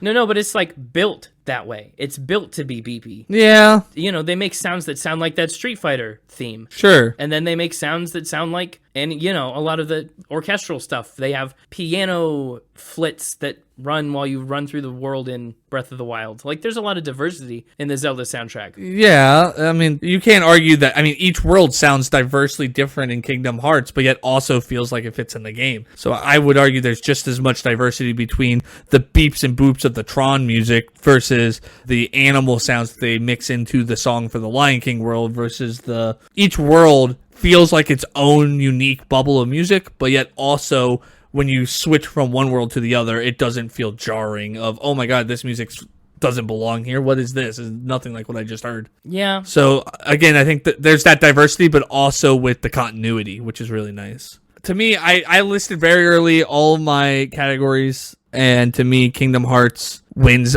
definitely over 50% of them. I think I only listed 2 of them, maybe a 3 for Zelda. So see, the other thing I think is that a lot of the Kingdom Hearts games, yeah, the music's unique to the worlds. If you put the world in a different game, the music is interchangeable. Like, it would fit right in with the other game in a lot of cases. That's not the case for Zelda. A Breath of the Wild song's not going to fit in A Link to the Past. You know, it's... I don't know what you mean by that. What do you mean? I mean, like, let's say you took... I don't know, pick a Kingdom Hearts 2 world. You put the Tron world in Kingdom Hearts 1. This Tron music is still going to sound like it fits on the Kingdom Hearts 1 soundtrack. Yeah, I think that's a positive. I think that's a negative. That there's a lot more diversity in Zelda, but each game still feels insular and bubbled. No.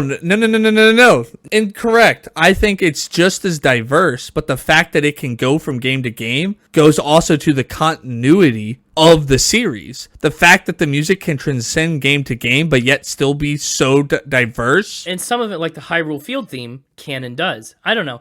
I feel like we're going to have to end up agreeing to disagree and letting the audience pick between these two who's the rightful winner. Maybe. It sounds like, yeah, neither one of us is swaying the other with any of our arguments. No. But you just are working from less information about Zelda, too. Like, if you played them all and experienced the soundtrack in context. I agree, but everything you're saying, I either agree but still feel Kingdom Hearts does as well, so therefore it's a tie with what you're saying, or I disagreed with you, such as the last point you just made, where you tried to tell me that the fact that it can move from game to game is a negative. I disagree with that just as a philosophy, regardless of the games. There's not a lot of variety. They all have the same flavor. There's the same thread running throughout them, all from game to game. Which is great. That's what you want, a continuous thread. I think the fact that there's a continuous thread, but yet the music is also different. You can't tell me that a song from the Tron world sounds take it out of even the Disney worlds, a song from the final, like, Castle Oblivion, right? The End of Worlds world, and, like, the final world of Kingdom Hearts 2, where the nobodies are. The world that never was? Yes, that's it. The world that never was. Very different, very diverse soundtracks for those worlds. But, again, moving them from one game to the other, they still fit. And so there's that common thread, but you get the diversity. I think that's a powerful. I mean, the Zelda songs have their own common thread, but they are insular in their games. Just because, again, one sounds like a song on a Game Boy. One sounds like a song on your Nintendo 64. Which is fine. One sounds like an NES song. One sounds like a Switch song. I don't know. Like, that immobility is really cool. Each game feels and sounds different, but they're all very strong. Like, the Nintendo composers have shown that they can, yeah. No, and that's a good thing. I like that. Yeah, the fact that they're all individually strong is great. I'm just arguing that the fact that all the Kingdom Hearts games are also individually strong, but can cross over if you, for some reason, did. What you're saying, right, is you're saying, oh, if I take all the Zelda songs and throw them into a pot, stir them all up into one big Zelda soup, the flavors aren't going to necessarily work together, because what works on a DS doesn't work on an 8-bit, or it doesn't work, in modern gaming, right? There's these different things that are unique and clash with one another that they can't transcend and cross over to one another. If you took all the Kingdom Hearts songs and threw them in a pot and stirred them up into a Kingdom Hearts soup, it's a cohesive soup that is still got individual unique flavor notes, because each song is diverse in its own way, but yet makes one tasty soup that works harmoniously, is, I guess, the difference. I'm not saying that the uniqueness of the individual Zelda ingredients is a bad thing. I'm simply saying that there is the uniqueness in Kingdom Hearts, but with the added benefit of they also work together. So I'm just disagreeing with the fact that you saying they work together is a negative and not a positive. I'm not detracting from Zelda. Right. Anyway, I do think we're going to have to just agree to disagree and let the audience pick. We're going to have to. So there you have it. Sorry to leave it off a little anticlimactic. Well, there's no way to break a tie. There is a tie break. Hang on. There's a tiebreaker. He's coming over now. No. Hey, it's me. The mixtape. That doesn't... No, get out of here. You don't have a vote in this. Oh, yeah. I just got home from I had to pick up an extra shift at Starbucks. I didn't realize you guys were recording tonight. Connor didn't tell me. I guess you guys didn't want me here or something. Well, we just didn't have a factor spin or anything. Oh, I guess that's all I'm really good for. But anyway, I could flip a coin as the picker. No, I think we should just leave it open-ended. Okay, well then I'm completely useless. Goodbye. Yeah. Well, that was sad. I'm pretty certain he was gonna vote for Zelda too. You really screwed up by not accepting that. Maybe. I don't know. I know he's a big Zelda fan. That's one thing you might not know about the Mixtaper is he's constantly playing Zelda games. Well, that's cool. Who knew? So yeah, you really just lost your chance to win right there. Oh, well. The audience will vindicate me, maybe. Maybe. Maybe not. Definitely more Zelda fans in the world than Kingdom Hearts, I would say. So you have a higher chance of the internet being on your side. Well, we'll find out in due time, I guess. But hey, this was fun. This was a wild bracket. It was a lot of fun. Baby Yeti really threw me off. Baby Yeti really got you? Otherwise, I was pretty spot on with our predictions. We were pretty much in agreement. We were. I told you it was going to go one of two ways. Either we were going to disagree about everything, or we were going to basically agree on most things. And I think we basically agreed on 80% of this bracket. Yeah, it was fun. Yeah. I really enjoyed putting it together.